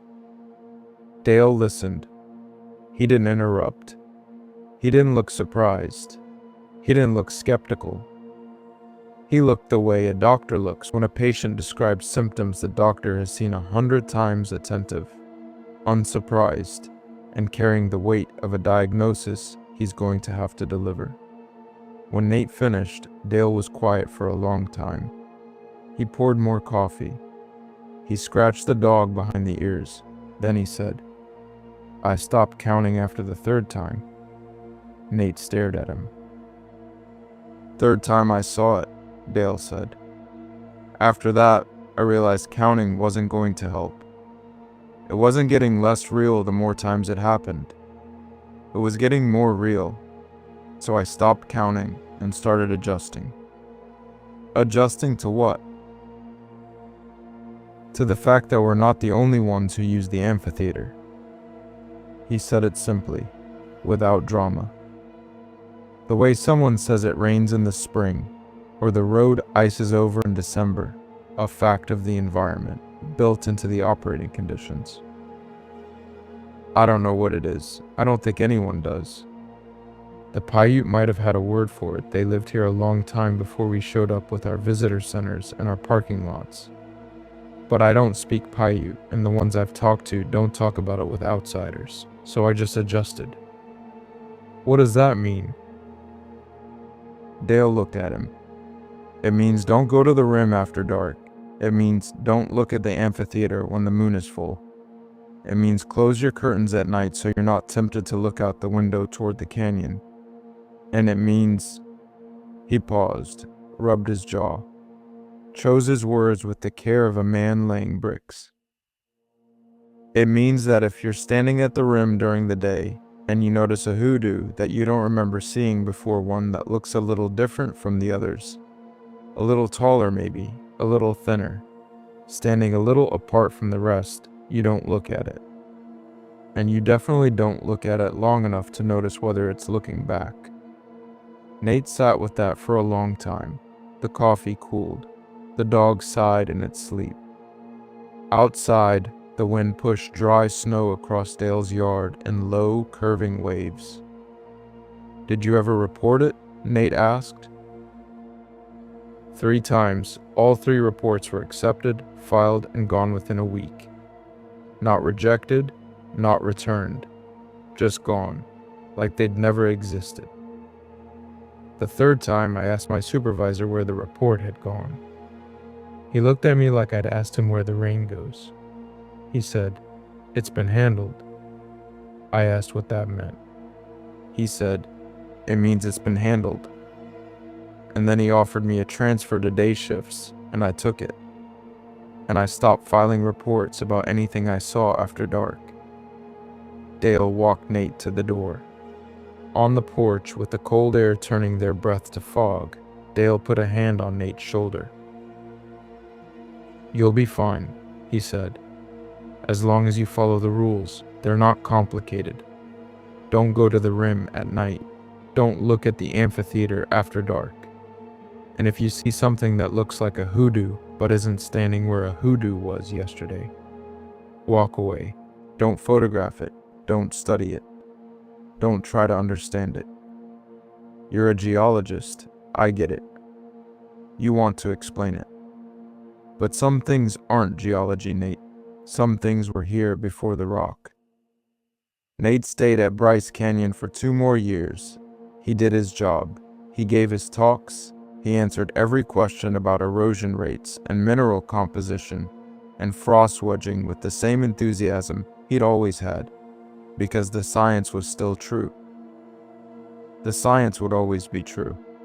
The hoodoos were limestone and dolomite and iron oxide, shaped by 60 million years of ice and water. And they would continue being shaped long after every human who had ever looked at them was gone. But he stopped doing night patrols. He requested the change, and it was approved the same day. The same way these requests always seemed to be approved instantly, without discussion, as if the form had been pre-signed and was waiting in a drawer. He stopped taking sunset photographs. Not because the sunsets were less beautiful, but because staying at the rim until the light died meant watching the hoodoos transform. Watching them stop being rock and start being something else. Watching the amphitheater shed its geological identity and become what it became after dark, a landscape that operated by rules older than erosion, older than stone, older than anything his degree had prepared him for. He started closing his curtains at night. His apartment in Tropic had a window that faced west, toward the canyon, and on clear nights the moonlight came through that window and cast shadows on his bedroom wall that looked like narrow, elongated figures standing in rows. He told himself it was the tree outside. He told himself it was the fence posts.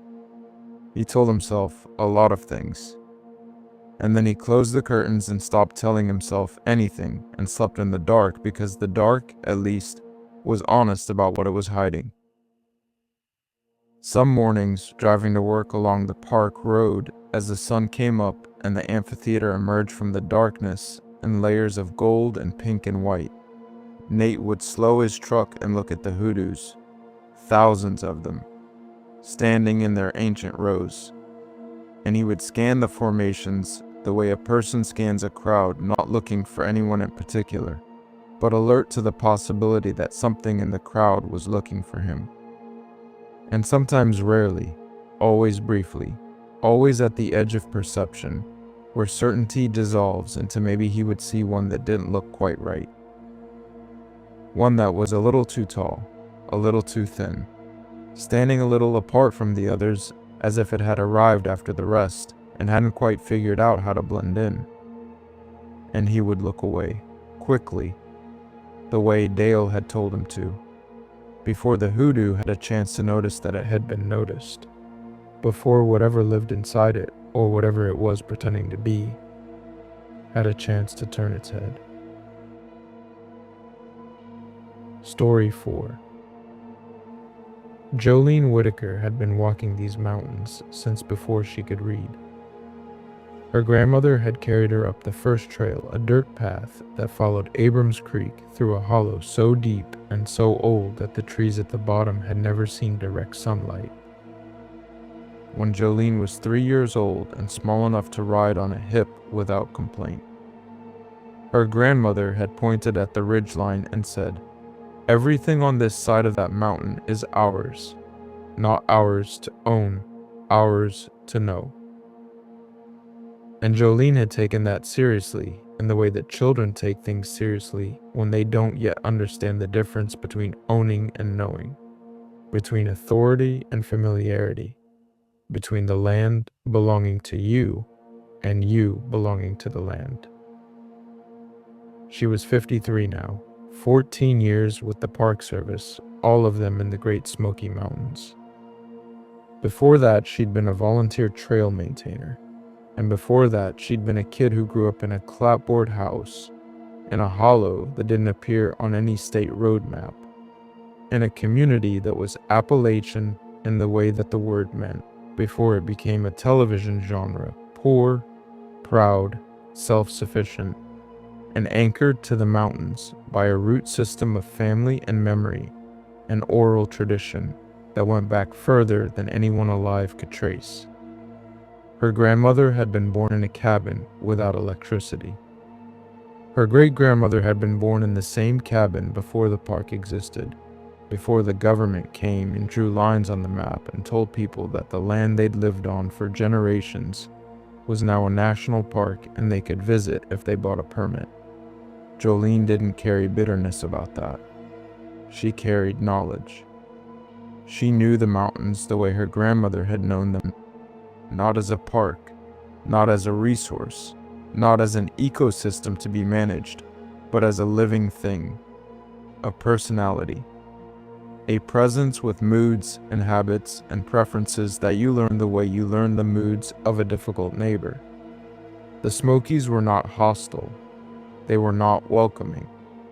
They were indifferent in the way that truly ancient things are indifferent, aware of you the way a river is aware of a stone in its bed, flowing around you without interest, carrying on a process that started before you arrived and would continue after you were gone. But indifferent was not the same as empty. Jolene's grandmother had been clear about that. The mountains were full of water and rock and the oldest hardwood forest east of the Mississippi, and more species of plant and animal than most people would encounter in a lifetime. Full of fog, the fog that gave the Smokies their name, the blue-gray haze that rose from the valleys every morning and settled into the hollows every night, turning the ridges into layers of progressively fainter silhouette until the farthest ones dissolved into the sky, and you couldn't tell where the mountains ended and the air began. Full of sound rain on canopy, wind through hemlock, the particular dense silence that filled the old-growth groves, where the trees were so large and so close that they blocked the wind entirely and created pockets of stillness that felt less like the absence of noise and more like the presence of something listening. And full of other things. Things her grandmother talked about only at certain times after dark, after supper, after the wood stove had been fed and the doors had been latched and the mountain outside the windows had become a wall of black. Her grandmother called them the Old Walkers. She never described them in detail. She never told stories about them the way she told stories about bears or storms or the floods that came through the hollows every spring. The Old Walkers were not stories. They were conditions. They were facts of the landscape that you learned the way you learned which creek beds flash flooded and which trails washed out in October and which hollows you didn't walk into after the sun went down. Not because of what you'd see, because of what would see you. Jolene had grown up with this knowledge the way she'd grown up with the knowledge that copperheads liked rock walls and thunderstorms came from the southwest, and you didn't eat the red berries on the vine by the creek. It was environmental literacy. It was coded into her the same way the trails were coded into the mountain, worn into place by repetition, by trust, by the accumulated experience of people who had lived close enough to the truth to recognize it when it walked past their window at 3 a.m. She'd never seen one. 14 years in the backcountry, and she'd never encountered anything she couldn't explain. She'd started to think, not believe, exactly, but think, the way a person thinks something when they've outgrown the framework it came in. That her grandmother's old walkers were a metaphor, a way of encoding caution into culture, a story that meant be careful rather than be afraid. She was a modern woman with a radio and a GPS and a service weapon and the institutional authority of the United States federal government. She respected her grandmother's knowledge. She just wasn't sure it was knowledge about the same world she lived in. The call came in on a Thursday in late October. Reports of unusual predator activity along a remote creek in the backcountry, a drainage that ran through one of the deepest, least visited hollows in the park. A backcountry camper had found a dead deer on the trail. Then, 2 miles upstream, another, then a third. All 3 had been killed recently within the last 48 hours, based on the condition of the carcasses. And all 3 had been torn open, not eaten. That was the detail that flagged the report. Predators kill to eat. Bears eat what they kill or cache it. Mountain lions eat what they kill or cover it. Coyotes eat what they kill or scatter it. Every predator in the Smokies followed the same fundamental logic. Energy expenditure must be repaid with energy intake. Killing without eating was biologically wasteful. It didn't happen, except these deer hadn't been eaten. They'd been opened, torn along the abdomen with what appeared to be claws, deep, deliberate incisions through the hide and the muscle wall, and into the body cavity. The organs had been exposed, but not consumed, not scattered, not damaged beyond the initial incision.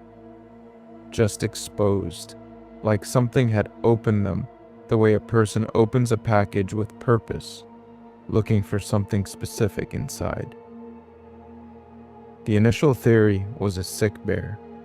Rabies could alter behavior enough to produce non-feeding kills.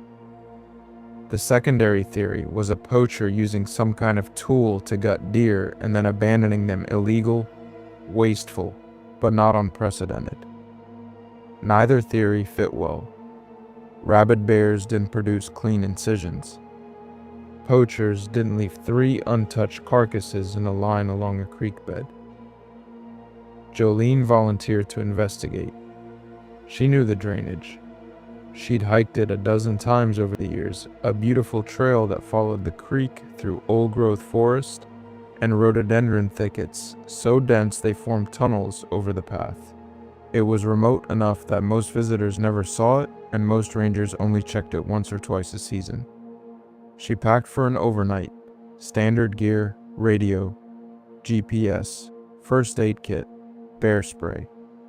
Her service weapon, which she carried everywhere and had never fired outside of qualification. She told Roy she'd be back by Friday afternoon. Roy nodded. He was used to her going out alone. He'd done the same thing for 20 years before his knees told him to stop. He kissed her on the forehead and told her to be careful, which was what he always said. And she told him she always was, which was what she always said. And neither of them acknowledged the ritual quality of the exchange, because rituals are only comforting if you don't examine them too closely. She drove to the trailhead and hiked in. The forest closed around her immediately, not gradually, the way an open woodland transitions to a denser one, but all at once, as if she'd stepped through a curtain. The canopy overhead was so thick that the October sunlight reached the forest floor only in scattered coins of gold that moved when the wind blew and disappeared when it stopped.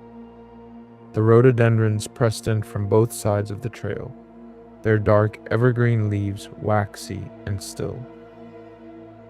The creek ran alongside, clear, shallow, cold, murmuring over rocks with the particular sound that Appalachian creeks make. A sound that Jolene's grandmother had called the mountain talking to itself. She found the first deer carcass after about 2 miles. It was lying on the creek bank, on its side, partially obscured by fallen leaves. The abdomen was open. The incision was long, nearly 2 feet, and clean. Not ragged, not torn in the way that teeth produce. Smooth, deliberate. The edges of the hide were peeled back as if by hands. The organs were intact, undisturbed, glistening in the filtered light, like something displayed, like something presented. Jolene crouched beside it. She'd field-dressed deer with her father when she was 12. She knew what a knife wound looked like. She knew what claw damage looked like. This was neither, or it was both. The incision had the precision of a blade and the width of a claw, 3 parallel lines that had been drawn through the hide and the muscle wall in a single pass. Whatever had done this had 5 claws spaced about 1.5 inches apart, was strong enough to breach the abdominal wall in one stroke, and had chosen to stop cutting at exactly the point where the organs were exposed but not damaged. She photographed it. She logged the GPS coordinates. She noted the claw spacing in her field journal. Then she moved on. The second carcass was 1/4 mile upstream. Same position on its side, on the bank. Same incision, same exposed organs. Same clean, deliberate, purposeful opening. The only difference was the size. This was a young buck, smaller than the first, and the incision was proportionally smaller, as if whatever had made it had adjusted its technique based on the size of the animal, as if it was calibrating. The third carcass was another 1/4 mile up, same pattern, same precision. But this one was different, in a way that made Jolene stand very still for a long time. The deer's head was turned, not the way a dead animal's head falls limp, following gravity. The head was turned to face the trail. The neck had been physically repositioned after death so that the deer's open, glazed eyes were pointed directly at the spot where anyone walking the trail would be standing when they first saw it. The deer was looking at her. Or, more precisely, the deer had been arranged so that she would feel looked at. Jolene closed her journal. She stood at the creek bank with the dead deer's eyes on her, and the forest pressing in from every side, and the creek talking to itself, and something shifting in the quality of the air that she couldn't name and couldn't deny. The forest wasn't wrong. Every tree was where it should be. Every leaf, every stone. But the way the forest felt was wrong. The way the silence between the creek's murmuring sat in the air was wrong. Like a room that's been cleaned after something happened in it. Technically normal. Fundamentally altered. She made camp 100 yards upstream from the third carcass. Not because she wanted to, but because the light was failing. And the nearest alternate site was 3 miles back, and the hollow was deep enough that the sun disappeared behind the ridge 2 hours before actual sunset. She set up her tent on a flat spot between the creek and a stand of old-growth hemlocks. She didn't build a fire. She hadn't planned to, but now the decision felt strategic rather than practical. A fire would mark her position. A fire would announce her presence. And for the first time in 14 years of backcountry camping, Jolene Whitaker did not want to announce her presence. She ate cold food. She drank creek water she'd filtered that afternoon. She sat with her back against a hemlock and watched the hollow fill with dusk. The transition was gradual but relentless. The coins of sunlight on the forest floor winking out one by one. The rhododendrons losing their green and becoming black shapes. The creek going from silver to dark glass to sound without sight. By 6:30, the hollow was in full darkness. Not twilight, not dusk. Darkness. The canopy overhead blocked the stars. The ridges on either side blocked the sky. She was sitting at the bottom of a crack in the earth, in a forest that had been growing since before the Cherokee gave it a name. In a darkness that was not the absence of light, but the presence of something that filled the spaces light couldn't reach. She heard it at 8:40, splashing, in the creek, rhythmic. The sound of something wading upstream, large, heavy, deliberate. Not the skipping splash of a raccoon or the clumsy crash of a deer crossing. The measured, unhurried displacement of water by something that was walking through the creek because the creek was its path. Step, step, step. Each footfall producing a deep, heavy slosh that sent the sound of disturbed water echoing through the hollow. Jolene didn't move. She sat against her tree and listened. The splashing got closer. The rhythm was steady, almost metronomic, but there was something underneath it that took her a moment to identify. Breathing. Deep, slow breathing that didn't sync with the footsteps. The breathing of something whose lungs were large enough that a single breath lasted 5 or 6 steps. The breathing of something whose respiratory system operated on a different scale than its locomotion, as if breathing and walking were 2 separate processes being performed simultaneously by a body that hadn't been designed to do both. The splashing stopped. The breathing continued. Whatever it was, it stopped in the creek, maybe 40 yards downstream from her camp. She could hear the water flowing around it, parting and rejoining the way water parts around a boulder, the current disrupted by a mass that was standing still in the flow. And then the deer sound started. A bleating cry, high, thin, distressed. The sound a doe makes when it's injured, when a leg is broken, or a coyote has it cornered, or it's caught in a fence and panicking. A sound designed by evolution to trigger a specific response in other deer.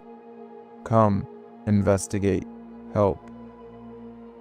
An alarm call that was also a lure, because the animals that respond to distress calls are the animals that get close enough to whatever caused the distress. The sound was coming from the same spot as the breathing, the same source, the same throat, if it had a throat. Jolene sat in the dark and listened to something standing in the creek, producing a perfect imitation of a wounded deer, and she understood with a clarity that felt like falling that this was what had killed the deer on the bank. Not by chasing them, not by ambushing them, by calling them, by standing in the creek in the dark and making the sound of their own kind in pain, and waiting for them to come close enough to open.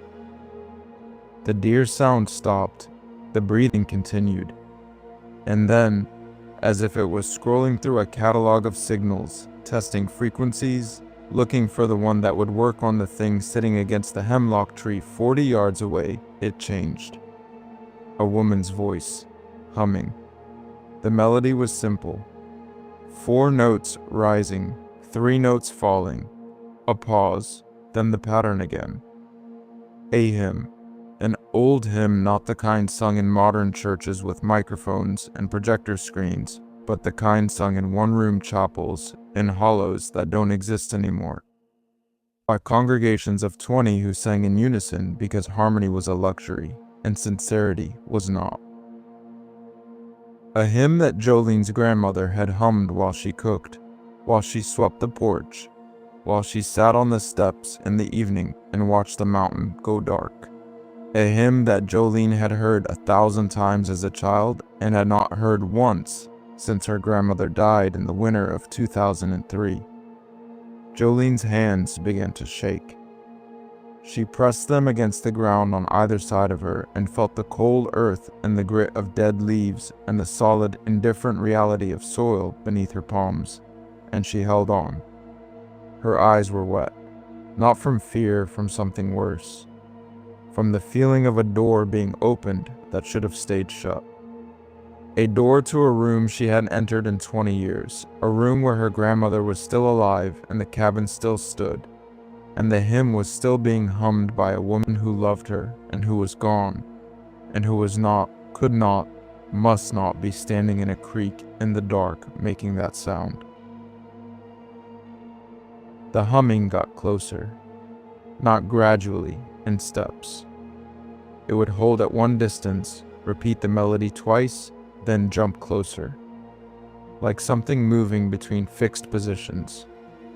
Like something crossing a room by stepping from chair to chair. Each position closer than the last. Each repetition of the melody more detailed, more accurate. More like the original, as if it was tuning itself with each iteration.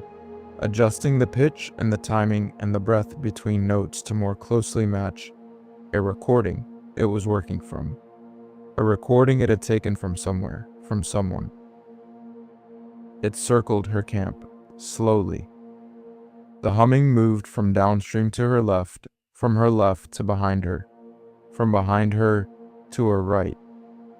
Walking the perimeter, browsing. The way a customer walks the aisles of a store without urgency, with attention, examining what's available. The footsteps were on land now, not in the creek. She could hear them in the leaf litter, heavy, arrhythmic, wrong.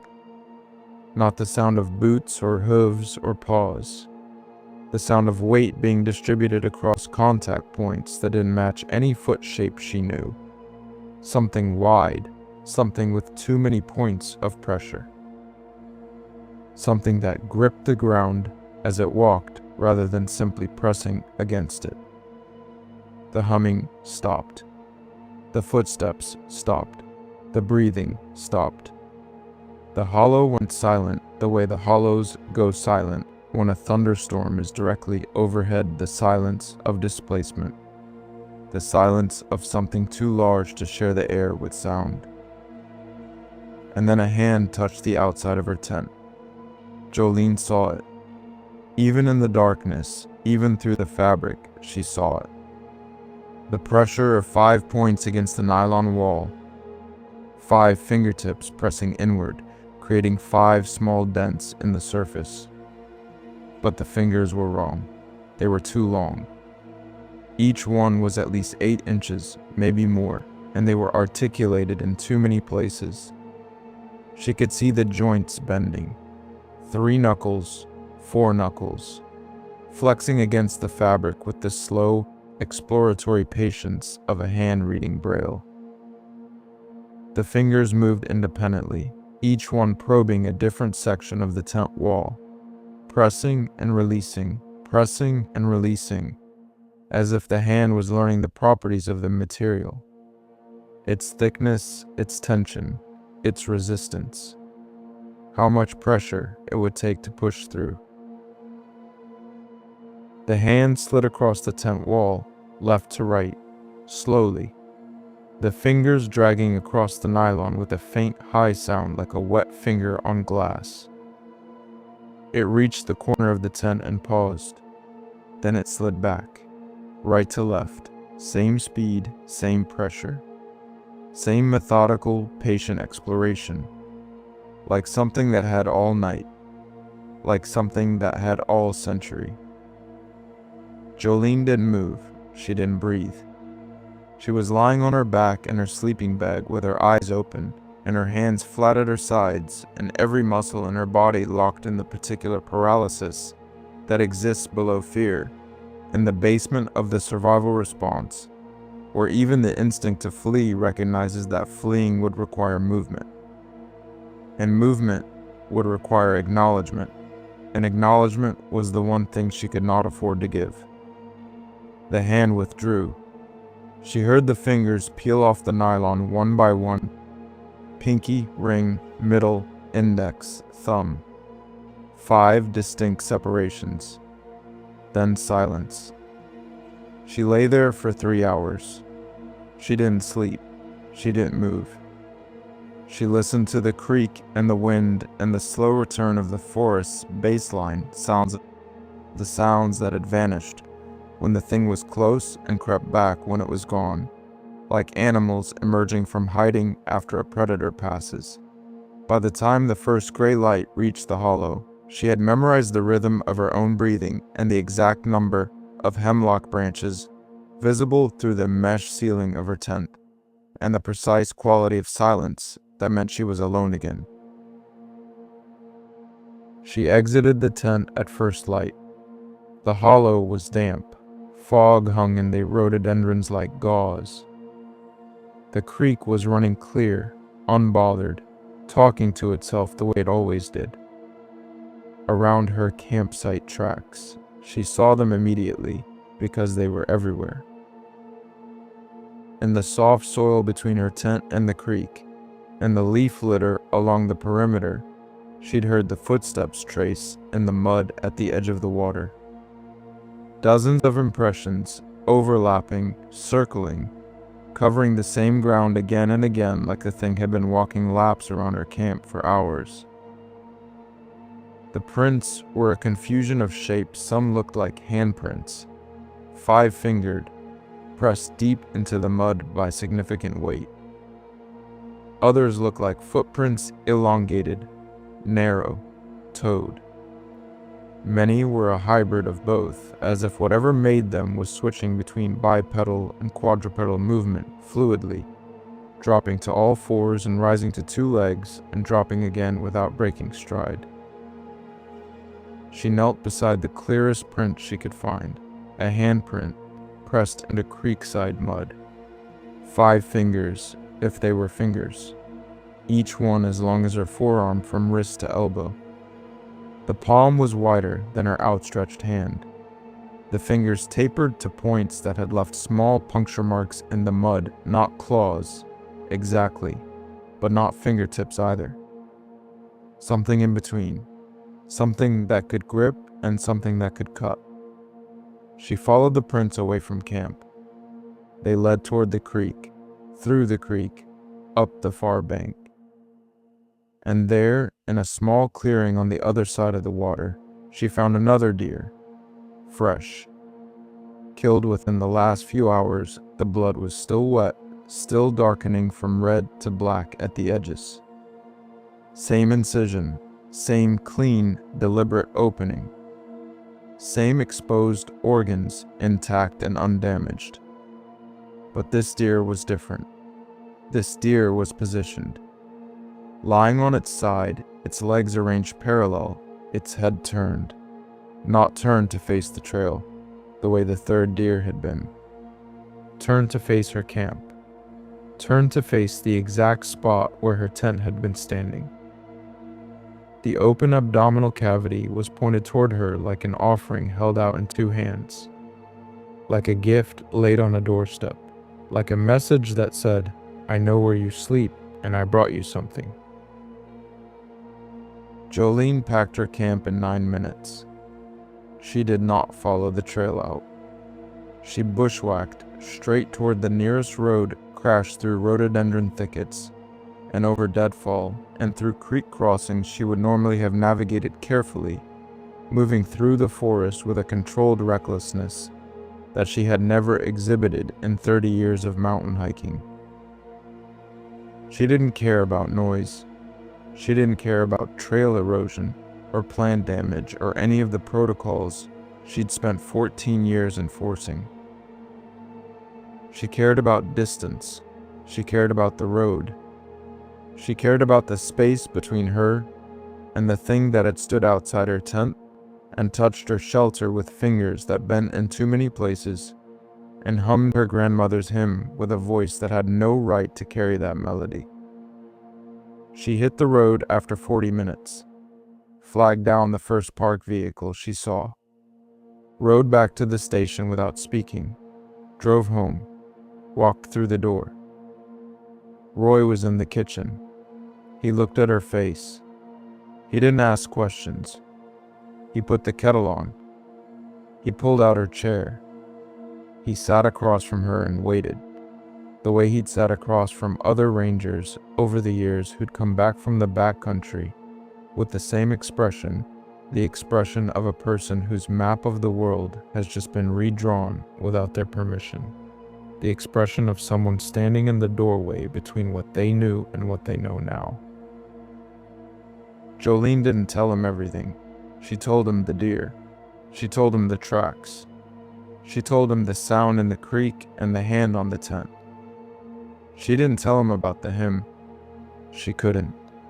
The hymn was hers, The hymn was her grandmother's, and the thing in the hollow had no right to it, and speaking about it would mean acknowledging that it had taken something from a place inside her that was supposed to be unreachable, and she was not ready to acknowledge that.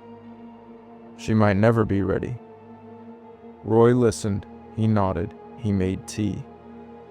He didn't say, "That's impossible," or, "Are you sure?" or any of the things people say when they want the world to stay the shape they've arranged it in. He just sat with her, because he knew. He'd always known. 20 years in these mountains, of course he knew. He'd just never been the one who came home with the look on his face. He'd been the one who sat at the table and poured the tea and understood that some things don't need to be explained. They just need to be survived. Jolene filed her report the next morning. Unusual predator activity along the creek drainage. 3 deer carcasses found with injuries inconsistent with known predator species. Recommend closing the trail for the remainder of the season pending wildlife investigation. The trail was closed, no investigation was opened. No wildlife team was dispatched. The recommendation was accepted and implemented, and the paperwork was filed, and the subject was never raised again, by anyone at any level, as if the entire system had absorbed the report, the way the forest absorbs a fallen tree quietly, efficiently, without comment, returning it to the soil of institutional silence, from which all such reports eventually decompose. 3 weeks later, on a Sunday afternoon, Jolene was in her attic looking for winter blankets. She found a box she hadn't opened in years, her grandmother's things. The few possessions that had survived the old woman's death and the emptying of the cabin and the gradual dissolution of a life into the boxes and storage spaces of the living. A Bible, a pair of reading glasses, a hand-stitched quilt that smelled like wood smoke and lavender, and a journal, a small leather-bound book with a brass clasp, the pages yellowed and soft with age. Jolene sat on the attic floor with the journal in her lap. She opened it. Her grandmother's handwriting, small, precise, slanting right. The penmanship of a woman who'd been taught to write in a one-room schoolhouse and never saw a reason to change her method. Recipes, weather notes, lists of canned goods. The daily ledger of a life lived close to the ground. She turned pages. She wasn't looking for anything. She was looking for her grandmother, for the sound of her voice encoded in the shape of her letters, for the texture of a presence that she missed the way you miss a limb. She found the entry dated November 14th, 1961. The handwriting was different, smaller, tighter, pressed hard into the page as if the pen was being held with more force than usual, as if the hand that held it was not entirely steady. Went up the creek to check the traps. Found 3 does killed and opened along the bank on not et, not touched, just opened. Same as Daddy described when I was small. Same creek, same hollow, same marks. Sat up last night after supper. Heard it in the creek after dark, waiting, slow. Then the deer sound, the hurt sound, the callback sound. Then my mama's hymn, Lord forgive me. It was my mama's hymn. Note for note, like she was standing in the water singing it. My mama been dead 11 years, and that thing was singing her song like I heard her sing it yesterday. I didn't go out, I didn't answer. I sat by the stove and I prayed and I didn't answer. It remembers the songs we teach it. Lord help us, it remembers everything. Jolene closed the journal. She held it against her chest with both hands. She sat on the attic floor and she didn't cry because crying would mean processing, and processing would mean understanding. And understanding would mean accepting that the thing her grandmother had heard in 1961 and that the things she had heard 3 weeks ago were the same thing. The same creek, the same hollow, the same patient, ancient, impossible presence standing in the water and singing stolen songs to see who would come, 60 years apart.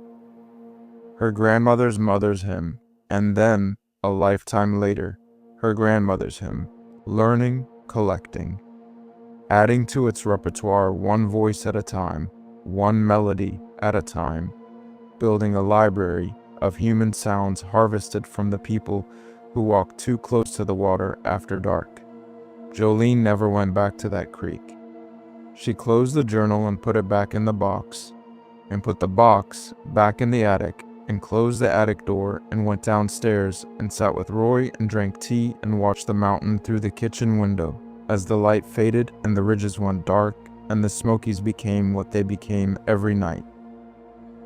A wall of black, full of fog and silence, and the sound of water running through hollows that were older than memory, carrying songs that no one alive had taught it, but that it knew anyway, because it remembered everything, and it was still learning. Story 5. Connor Bishop had moved to the Olympic Peninsula because he wanted to disappear. Not dramatically, not the kind of disappearing that involves burning documents and crossing borders. The quiet kind.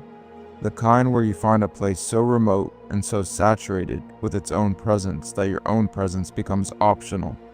Where the landscape is so much larger and older and more alive than you are that you can stand inside it and feel the edges of yourself dissolve into the moss and the rain and the endless breathing green until you're not gone, exactly, but you're no longer the most important thing in the room.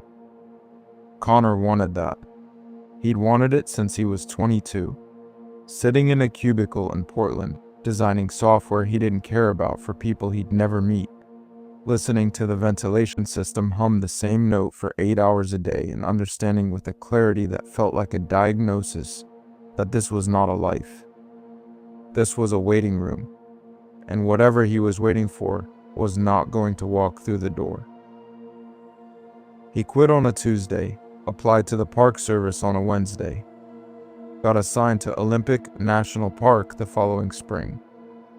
He was 26. Now he was 35, 9 years into a posting at the Hoh Rainforest, one of the largest temperate rainforests in the Western Hemisphere, and, according to a study he'd read once and never forgotten, one of the quietest places on the North American continent.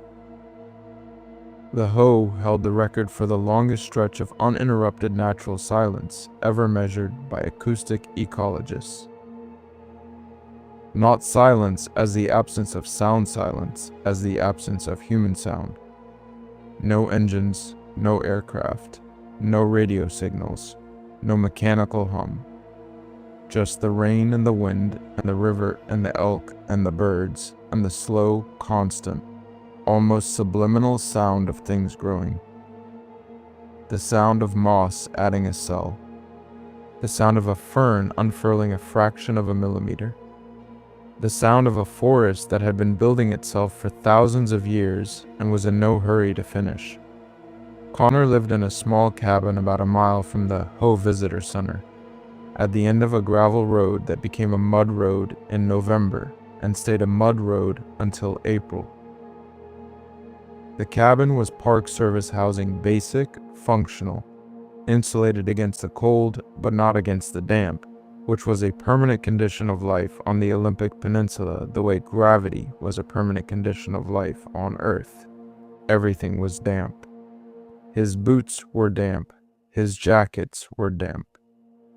The air inside his cabin was damp, despite the wood stove he kept burning 14 hours a day.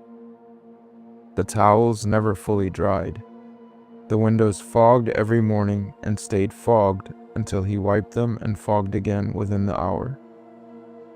He had stopped fighting the damp the way a swimmer stops fighting the water. You don't beat it. You learn to move inside it. You let it become the medium through which you exist. He loved it. He loved the rain. He loved the moss the way it covered everything, every surface, every branch, every stump, every fallen log, transforming the forest into something that looked less like a collection of individual trees and more like a single organism. One vast green body, breathing and dripping and growing in every direction at once. He loved the elk, the Roosevelt elk, the largest subspecies in North America, 3/4-ton animals that moved through the old-growth forest with a gentleness that seemed impossible for their size, browsing the ferns and the sorrel and the hanging moss with the unhurried patience of creatures that had no predators and no agenda and all the time in the world. He loved the silence. He loved the solitude. He loved the feeling, which never fully went away even after 9 years, that he was living inside something alive. That the forest was not a place he occupied, but a body he inhabited. That the boundary between Connor Bishop and the Hoh rainforest was thinner than he could see and more permeable than he wanted to admit. He noticed the elk first. It was early January, the wettest month. The month when the rain went from persistent to permanent. When the sky stopped being a thing you could see and became a flat gray ceiling pressing down on the canopy like a hand pressing down on a sponge. The rain wasn't heavy. It was never heavy in the Hoh. Not the way rain is heavy in thunderstorms or tropical downpours. It was constant. A fine, cold, omnidirectional mist that didn't fall so much as exist, occupying the air the way the damp occupied everything else, filling the space between the trees with a gauze of water that blurred the edges of the world and reduced visibility to a soft, gray intimacy, where you could see 50 yards on a good day and 20 on a bad one. The elk herds had shifted. Connor noticed it during his first patrol of the month, a standard loop through the old-growth sections along the Hoh River, where the herds normally wintered. The herds weren't there. They'd moved, all of them. Every group he regularly monitored, about 60 animals across 4 loosely affiliated herds, had relocated from the deep forest to the open river meadows. The meadows were exposed, wet, cold, no canopy cover, no wind protection. The elk were standing in the rain, shoulder to shoulder, clustered in the middle of the largest open space available, as far from the tree line as the terrain allowed. Elk don't do this. Roosevelt elk are forest animals. They shelter under the canopy in bad weather. They browse the understory. They use the old-growth groves as thermal cover. The dense canopy traps warmth and blocks wind, creating microenvironments that are significantly warmer than the open meadows.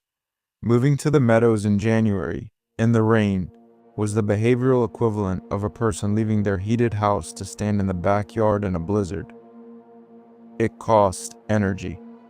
It provided no benefit. It made no sense. Unless the forest was worse.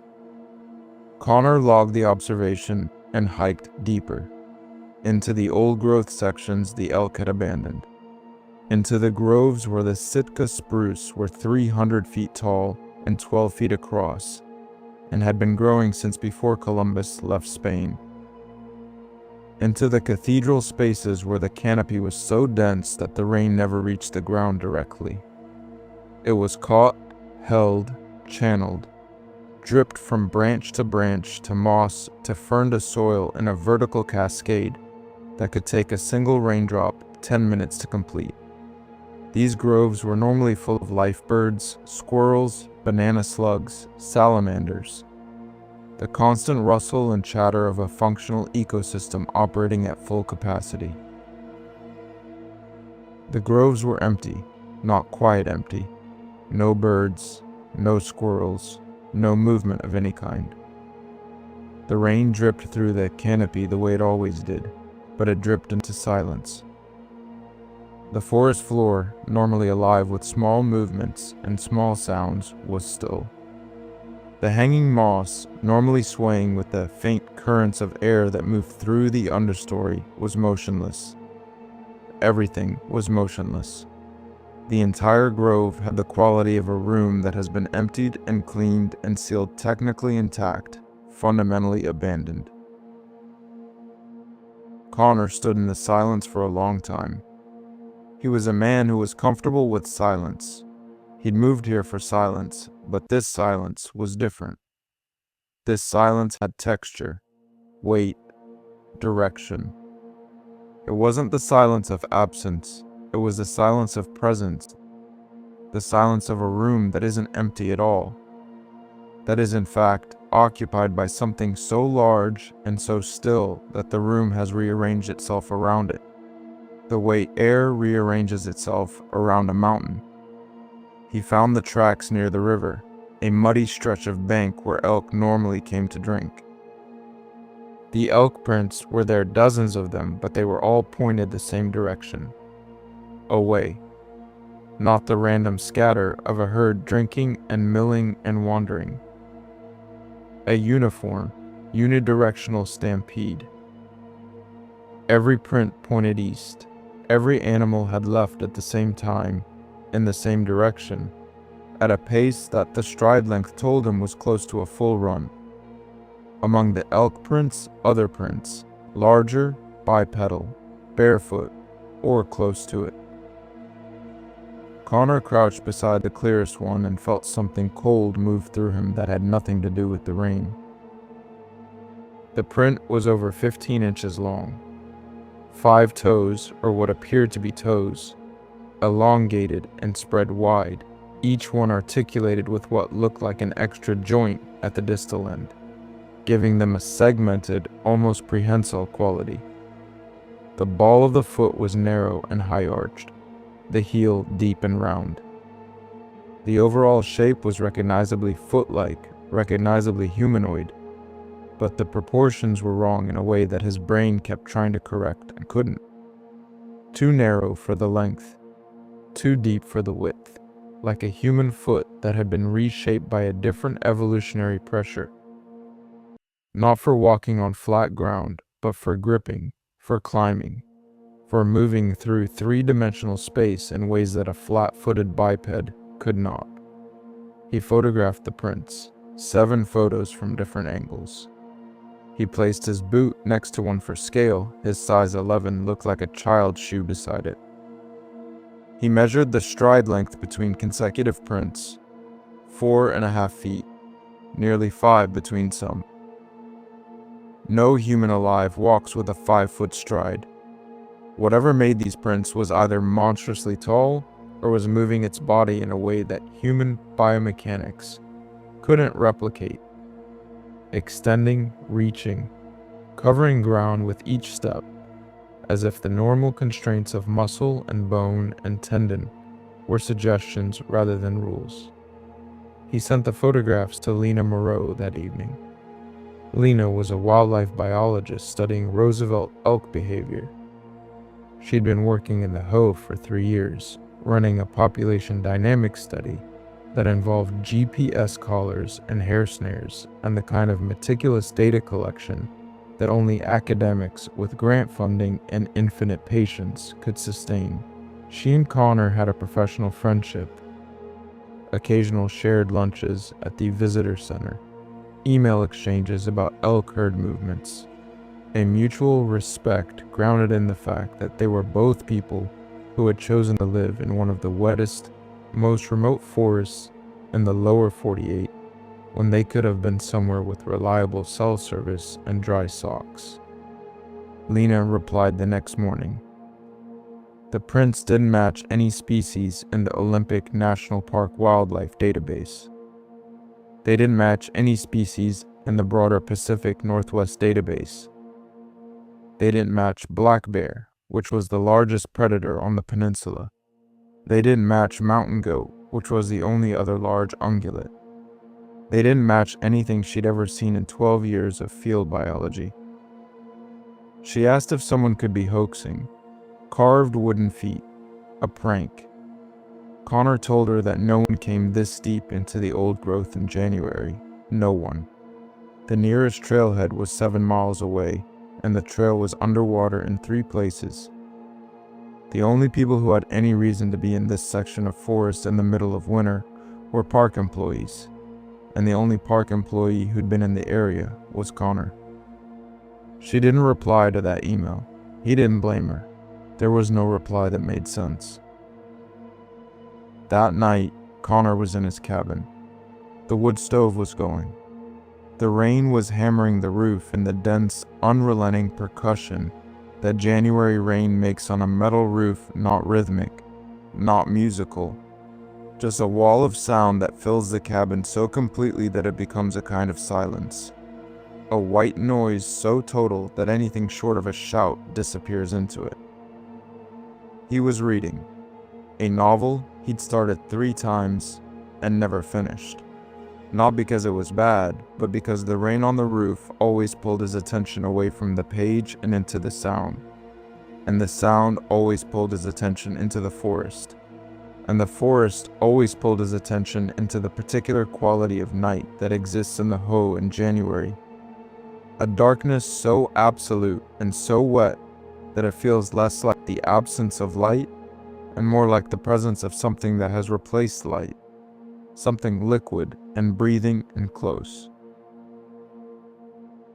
He heard the footstep at 9:17, not through the rain under it, a sound that existed at a lower frequency than the rain, a bass note beneath the treble of water on metal, the creak of wet wood, the slow, heavy compression of a porch board under weight.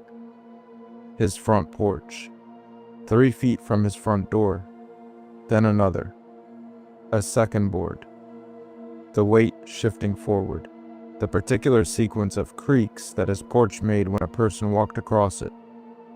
From the steps to the door, he knew the sequence because he heard it every day when he came home. Left board, center board, right board, door. He'd walked that sequence 10,000 times. He knew its sound the way he knew his own footsteps. Someone was standing on his porch. Connor set his book down. He moved to the window, the one that looked out onto the porch. The one with the yellow porch light that he always left on because the darkness around his cabin was so complete that without it, opening his front door felt like stepping into a well. He looked through the glass. The porch light was on. The porch was empty. No one, no shape, no shadow. Nothing but wet wood and the yellow cone of light, and the rain falling through it in silver threads. But the boards were wet in a pattern. He could see it clearly through the window. The porch boards had been dry under the overhang, protected from the rain, except in 5 places. 5 depressions in the surface water. 5 points of contact, a trail of moisture leading from the porch steps to his front door. The footprints of something that had walked through the rain to his door and was standing in front of it. Except there was nothing standing in front of it. Connor stared at the empty porch for a long time. His rational mind offered explanations. A gust of wind had blown rain under the overhang in a pattern that looked like footprints.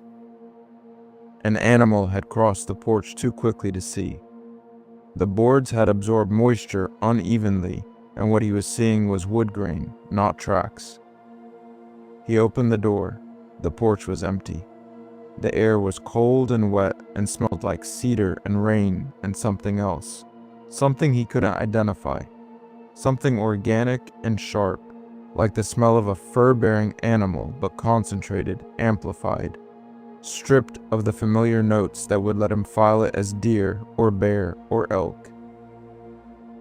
A smell that was alive without being identifiable. A smell that was close. He stepped onto the porch. The rain was coming down in sheets beyond the overhang. The porch light pushed about 15 feet into the darkness before the rain swallowed it. Beyond that, nothing. The black wall of the forest, the sound of water on 10,000 leaves. And then he saw it. Something was wrong with the rain. About 6 feet in front of his porch, just past the edge of the overhang, the rain was behaving differently. It was falling everywhere, silver threads catching the porch light, descending in straight vertical lines, the way rain descends when there's no wind. Everywhere, except in one spot, a column of space, roughly 2 feet wide and 6 or 7 feet tall, where the rain was not falling, where the rain was being displaced, parting around something that occupied that space and landing on either side of it, the way a stream parts around a rock, the way a crowd parts around a person standing still in the center of a sidewalk. Something was standing 6 feet from his porch, something large enough to displace the rain across a 2-foot wide, 7-foot tall column of space. Something he could not see. Connor watched. 10 seconds. The column didn't move. The rain continued to part around it. He could see the pattern clearly, the silver threads bending, curving, deflecting away from the invisible mass, the way light bends around a gravitational field.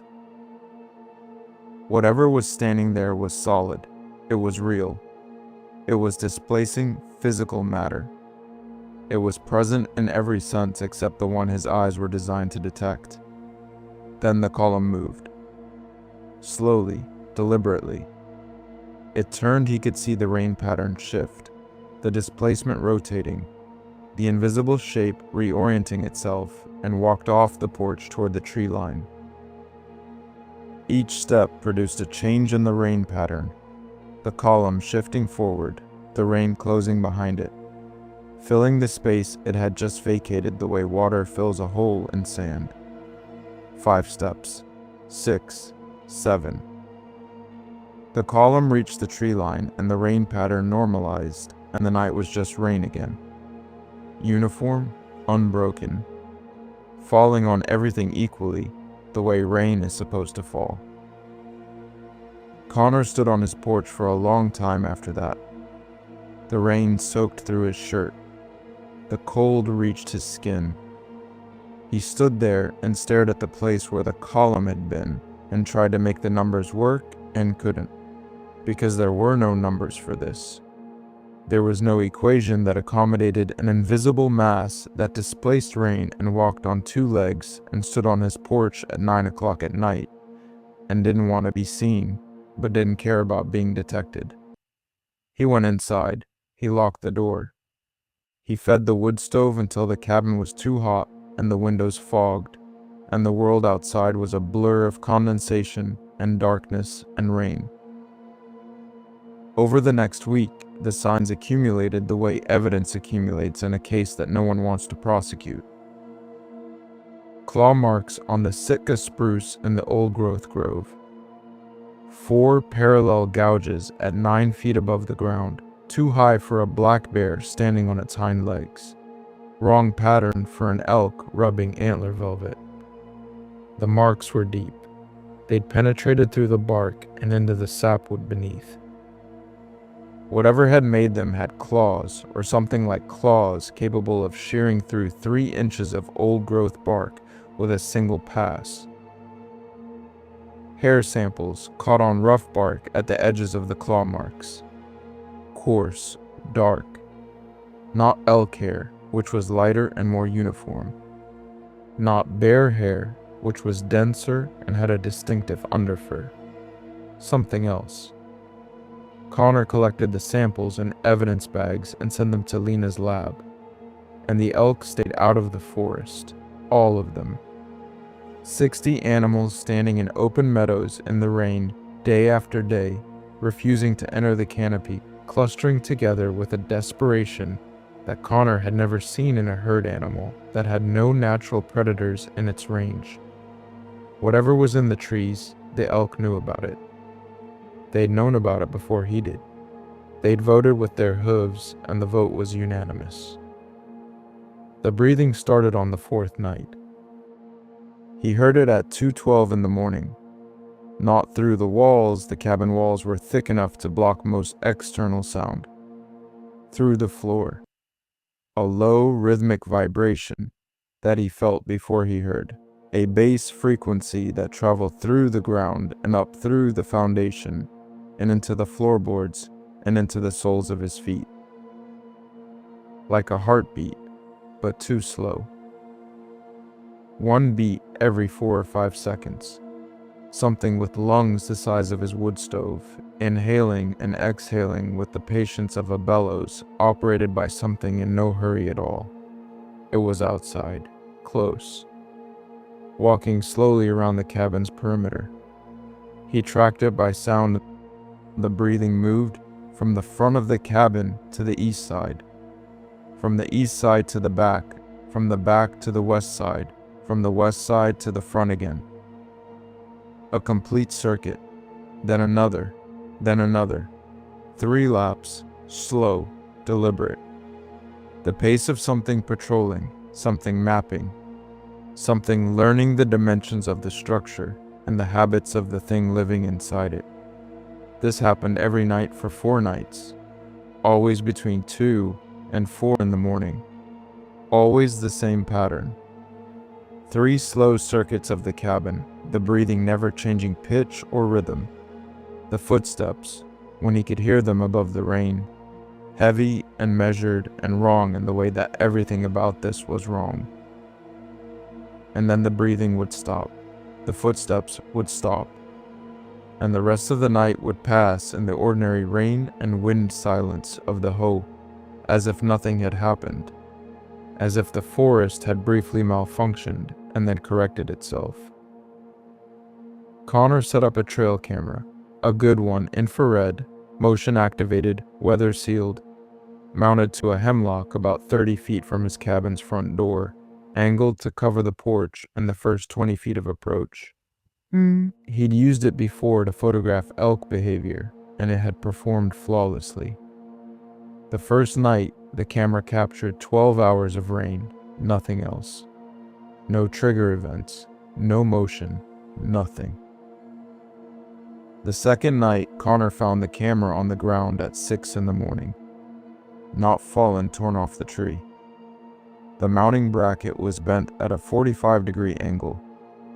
The strap that had secured it to the trunk was shredded.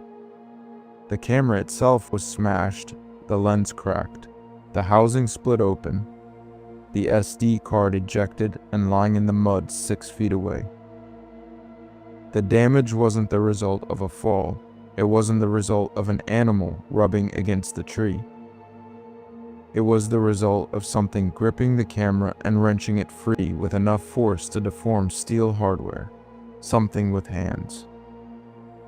Connor set up 2 cameras the third night.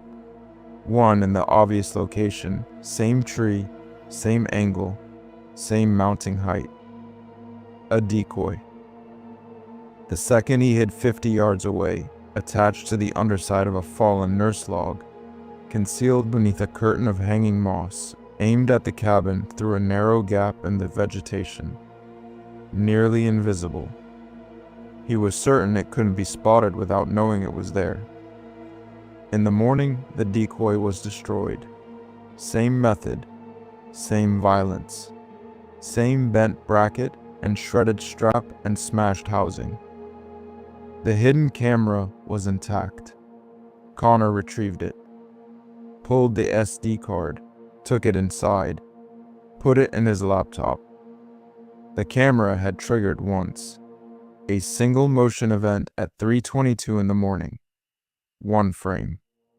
The infrared flash had fired once, and the sensor had captured a single image before the battery, which had been at 60% capacity when he'd set it, was dead, completely drained. As if the act of photographing whatever had triggered the sensor had required every joule of stored energy the battery contained. The image was dark, grainy. The infrared illumination had a range of about 40 feet, and whatever had triggered the camera was at the extreme edge of that range, standing between 2 Sitka spruce, partially obscured by a curtain of hanging moss. Most of the frame was forest wet bark and green moss and the silver blur of rain caught mid-fall by the infrared flash. But there was a shape between the trees, tall, wrong. Standing in the rain with a stillness that the motion blur of the falling rain made even more pronounced, everything else in the frame was moving, streaked, alive with the energy of a rainy night in a temperate forest. And this shape was perfectly, absolutely still. A vertical line of darkness that was not a tree trunk because tree trunks don't have shoulders. A shadow that was not a shadow because shadows don't stand facing the camera with an orientation that suggested not just awareness but intention. It was facing the hidden camera. It was facing the camera it wasn't supposed to know about. The camera Connor had concealed beneath a fallen log behind a curtain of moss 50 yards from the obvious mounting point. And it was looking at it the way a person looks at a security camera they've just noticed directly, knowingly, without pretense. Connor stared at the image for a long time. He zoomed in. The resolution degraded into pixels and noise. He zoomed back out. The shape was there, undeniable, unidentifiable, present. He showed the image to Lena. They sat in her office at the research station, the laptop between them, the image on the screen, the rain hammering the roof. Lena looked at it for a long time without speaking. She enlarged it. She adjusted the contrast. She rotated the laptop to eliminate screen glare. Then she sat back and folded her arms and said, "It's probably a lens artifact. Moisture on the infrared emitter can create humanoid shapes in low-resolution captures." She didn't sound like she believed it. Her voice had the particular flat quality of someone constructing an explanation, because the alternative to an explanation is a void, and human beings cannot function in a void. She was building a floor over an abyss, and they both knew the floor was made of paper, and they both knew they were going to stand on it anyway because paper was better than nothing. "What about the hair samples?" Connor asked. Lena was quiet for a moment. "The lab flagged them as contaminated." "Contaminated how?" "The DNA doesn't match any sequence in the reference database. Not bear, not elk, not any member of the Cervidae or Ursidae families. Not any known North American mammal." She paused. "Not any known primate. The lab assumed the sample was degraded or cross-contaminated and recommended recollection." "Are you going to recollect?" Lena looked at him. Then she looked at the image on the screen. Then she looked out the window at the rain and the trees and the gray, breathing wilderness that surrounded the research station on every side. "No," she said.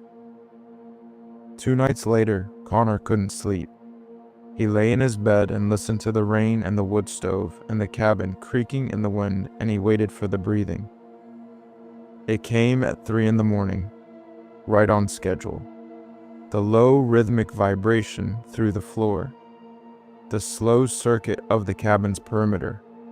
The patient, methodical presence of something that had incorporated his cabin into its nightly route, the way a security guard incorporates a building into his rounds. But tonight was different. Tonight, the breathing didn't complete its third circuit and withdraw. Tonight, it stopped. On the third lap, at the point in the circuit that corresponded with the west side of the cabin, the side where Connor's bedroom was, the breathing stopped, and the footsteps stopped, and the thing outside stood still. Connor lay in the dark and listened. The rain hammered the roof. The wood stove popped. The absence of the breathing was louder than the breathing had been. A silence shaped like a body. A void with weight and position and attention. Then something ran. Not walked. Ran. Something large and fast moving through the forest at a speed that the sound alone told him was impossible, not crashing through the undergrowth the way a bear runs, not bounding the way a deer runs, but flowing. Moving through the trees the way water moves through a channel, finding every gap, every open space, every path of least resistance without slowing, without hesitating, without the impact sounds that a running body should produce. The only sound was the rain parting around it, a rhythmic displacement, a pattern of absence, and the constant white noise of water on leaves circling the cabin the way the walking had circled it, but at 10 times the speed. 3 passes, 4, each one faster than the last, each one tighter, closer to the walls, the displacement of rain now audible as a distinct swoosh, the sound of something large cutting through water-filled air at a velocity that turned the rain itself into a marker of its passage. Then it stopped, instantly, mid-circuit, dead stop, outside his bedroom window. Connor heard breathing, slow, deep, controlled. Not the walking breathing, something different. Something closer. Something pressed against the exterior wall of his cabin, its body separated from his body by 3 inches of wood and insulation and nothing else. Then, against the glass of his bedroom window, a hand. He didn't see it clearly.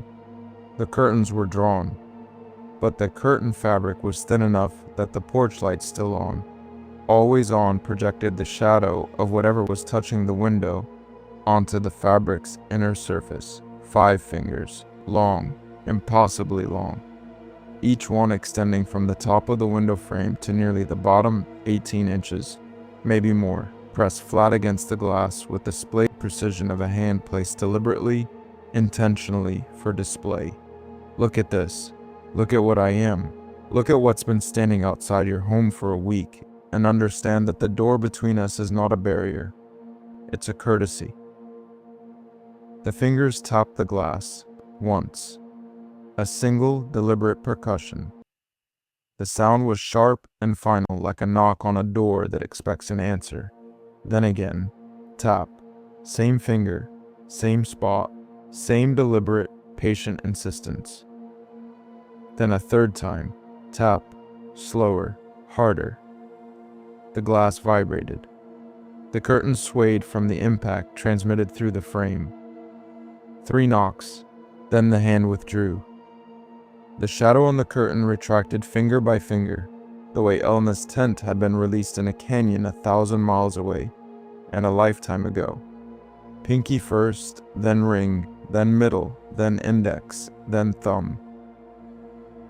Each finger peeling off the glass with the slow, deliberate care of something savoring the last moment of contact.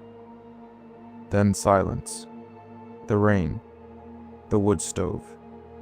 The ordinary sounds of a January night in the Hoh rainforest. The breathing was gone. The presence was gone. The cabin was just a cabin, and the night was just a night. And Connor Bishop was lying on his bed in the dark, with his service weapon in his lap, realizing that he had not taken the safety off because some part of him understood that the weapon was irrelevant. That whatever had been outside his window was not something a bullet could change. That the relationship between him and the thing in the forest had never been predator and prey. It had been something else. Something he didn't have a word for. Something closer to observation, to study, to the focused and patient attention of an intelligence cataloging the habits of a species it had been watching for longer than the species had been keeping records. Connor didn't sleep. He sat against the headboard and watched the curtain and waited for the dawn. When the gray light finally seeped through the fabric and the shapes outside became trees instead of possibilities, he got up, got dressed, and walked out to the front of his cabin. On the porch, in the thin layer of mud that the rain had deposited on the boards overnight, he found footprints. His footprints. His exact boot prints, the tread pattern, the size, the depth, the specific way his right foot landed heel first and his left foot landed flat.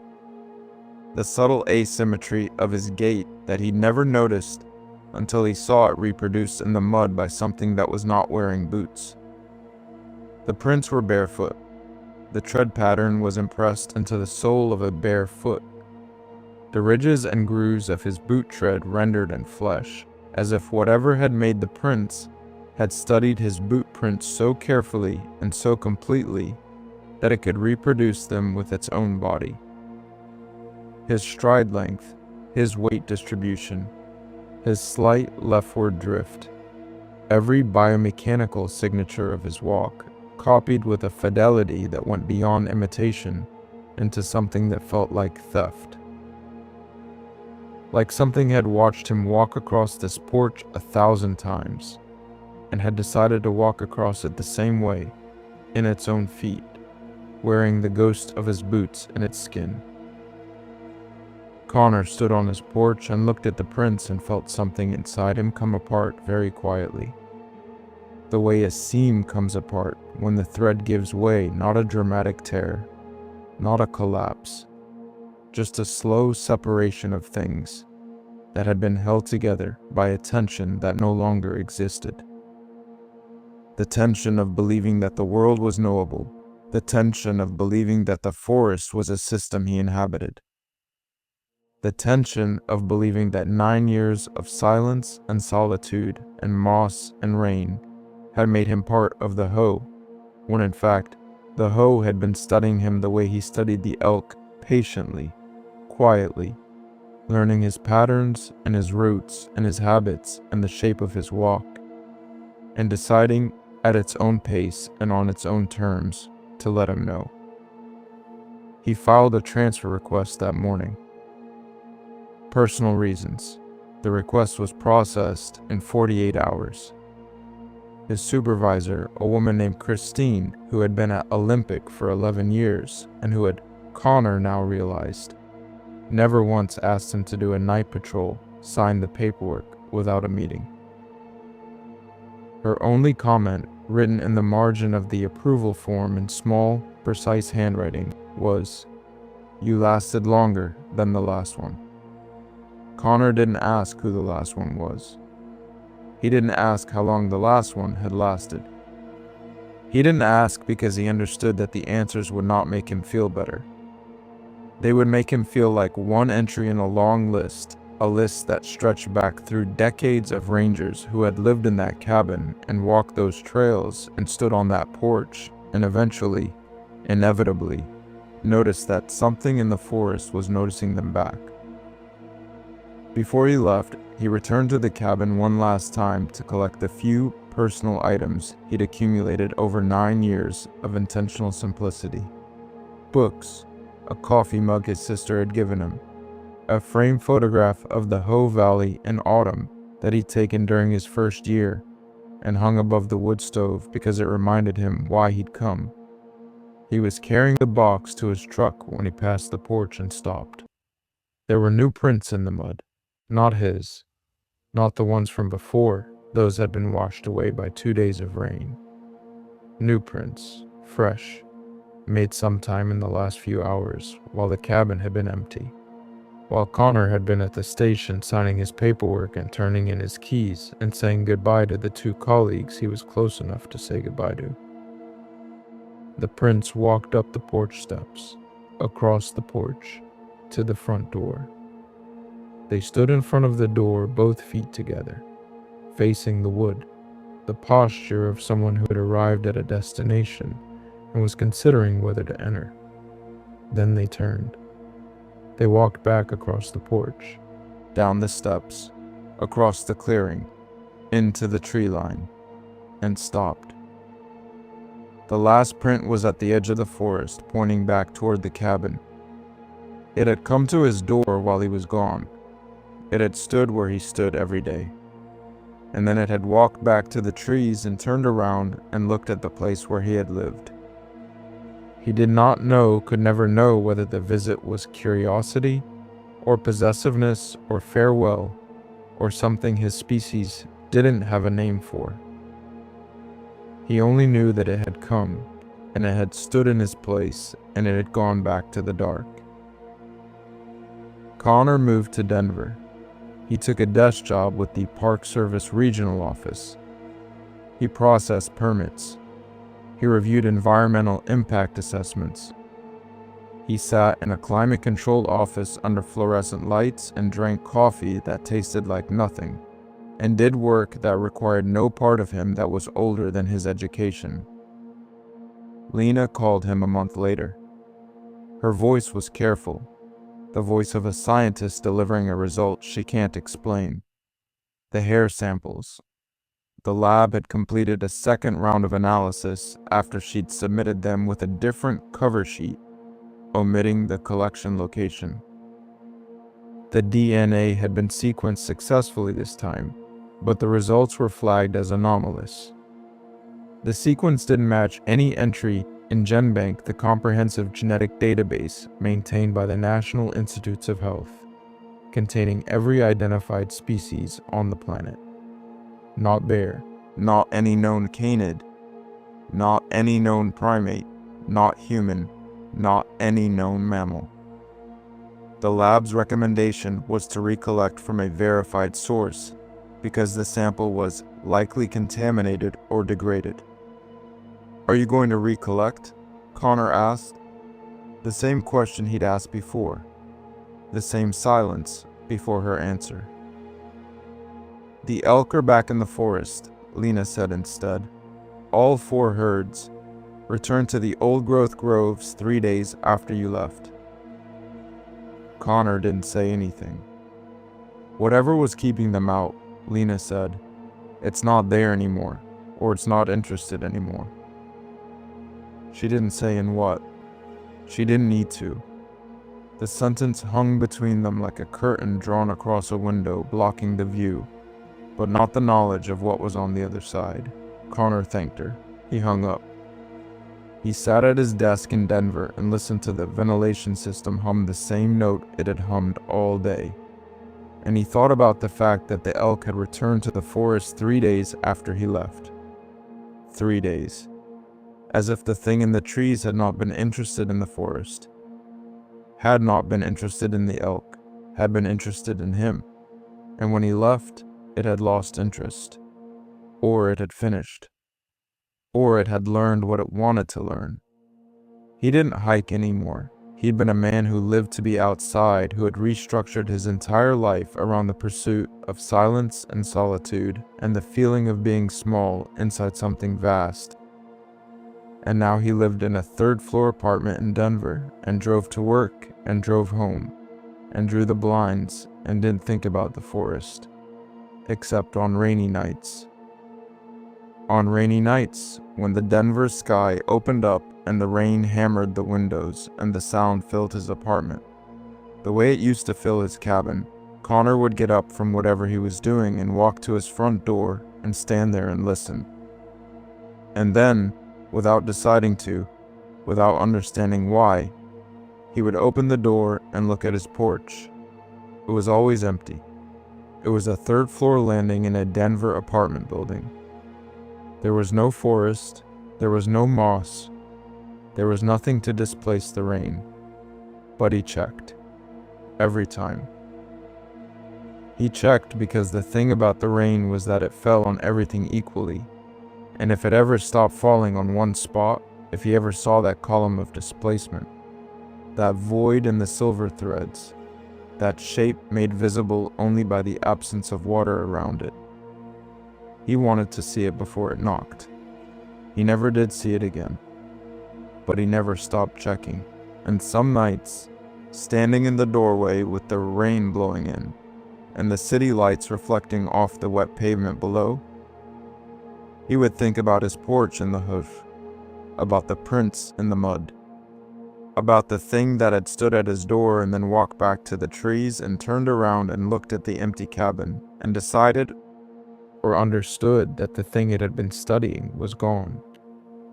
And he would close the door and lock it and go back to his chair and sit in the silence that wasn't silence, and the city that was never quiet, and the life he'd built, because the alternative was a forest that knew his name and his walk, and the sound of his breathing, and the exact shape of his boots, and wanted, for reasons he would never understand, to wear them.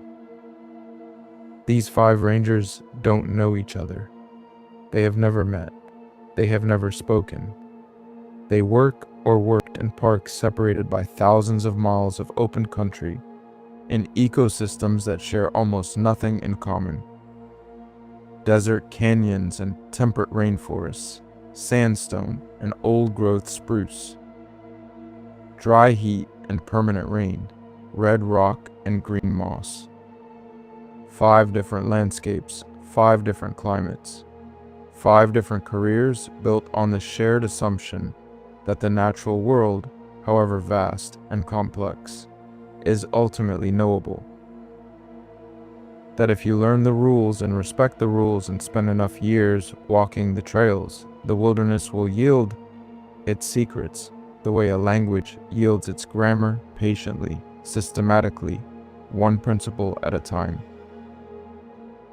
And then the wilderness showed each of them something that wasn't in the grammar, something that didn't follow the rules, something that walked through the territory they'd been hired to manage and made it clear, without words, without aggression, without anything as simple and as human as hostility, that management was a fiction, that authority was a uniform and a radio and a government-issued badge, and none of those things mattered in the dark. That the trails they'd memorized, and the terrain they'd mastered, and the landscapes they'd dedicated their careers to understanding were not, in the final accounting, theirs. They all described the same pattern. The mimicry sounds, voices, movements, reproduced with an accuracy that goes beyond imitation into something closer to acquisition. The learning each encounter revealing a capacity for real-time adaptation, for observation, for the kind of focused study that implies not just intelligence, but purpose. The patience and unhurried, deliberate presence that never chases, never attacks, never does anything as crude as violence, but makes itself known with a precision that is, in its own way, more frightening than any predator. Because predators want to eat you. This doesn't want to eat you. It wants to understand you. And there is nothing in the ranger's training manual, nothing in any manual, that tells you what to do when the forest starts taking notes. And the silence. Always the silence. Not the silence of the forest, the silence of the institution. The reports that vanish. The transfers that are approved in hours instead of weeks. The supervisors who don't ask questions because they already know the answers. The senior rangers who nod with recognition instead of reacting with surprise. The system that has built, over decades, a quiet and efficient protocol for absorbing these encounters without acknowledging them, filing them under cougar sighting and unusual wildlife activity, and personal reasons, converting the inexplicable into the bureaucratic, burying the truth under a layer of paperwork so thick and so mundane that no one from the outside would ever think to dig. Why? Why the silence? Maybe because acknowledgement would require explanation, and explanation would require understanding. And understanding would require admitting that the most carefully managed wild spaces in America contain something that doesn't appear on any survey, and doesn't respond to any management plan, and has been present listening, watching, learning, for longer than the Park Service has existed. Longer than the government that created the Park Service has existed. Longer, perhaps, than any institution that has ever presumed to draw a line on a map and call one side of it controlled. These parks are the last great wild places in this country. Millions of acres of forest and canyon and mountain and river, preserved in a state that we call natural and that we visit on weekends and photograph at sunset, and describe in brochures as pristine and untouched. We build trails through them, we install railings, we print maps, we charge admission. We hire men and women to walk the paths and count the animals and maintain the illusion that wilderness is something we have chosen to keep. A pet we have decided not to domesticate. A room in our house that we've left intentionally messy because we like the way it looks. But the wilderness is not a room in our house. The wilderness is the house. We are the guests. And some of the other guests were here long before we arrived and will be here long after we leave. And they do not care about our trails or our maps or our badges or our reports. They care about our voices. They care about our songs. They care about the way we walk and the shape of our boots in the mud and the things we say to our children when we think no one is listening. They care about these things because these things are how they learn. And they have been learning for a very, very long time. The next time you're on a trail, in any park, in any state, and the forest goes quiet, pay attention, not to what you hear, to what you stop hearing, the moment the birds go silent, the moment the insects stop, the moment the wind drops and the leaves stop rustling and the world around you goes mute, as if someone has pressed a button and switched off every sound except the one you haven't noticed yet. The sound of something breathing. The sound of something watching. The sound of something standing just past the range of your flashlight. Just past the reach of your confidence. Just past the edge of everything you think you know about the place you're standing in. Don't tell yourself it's nothing. The rangers know better. They just aren't allowed to tell you.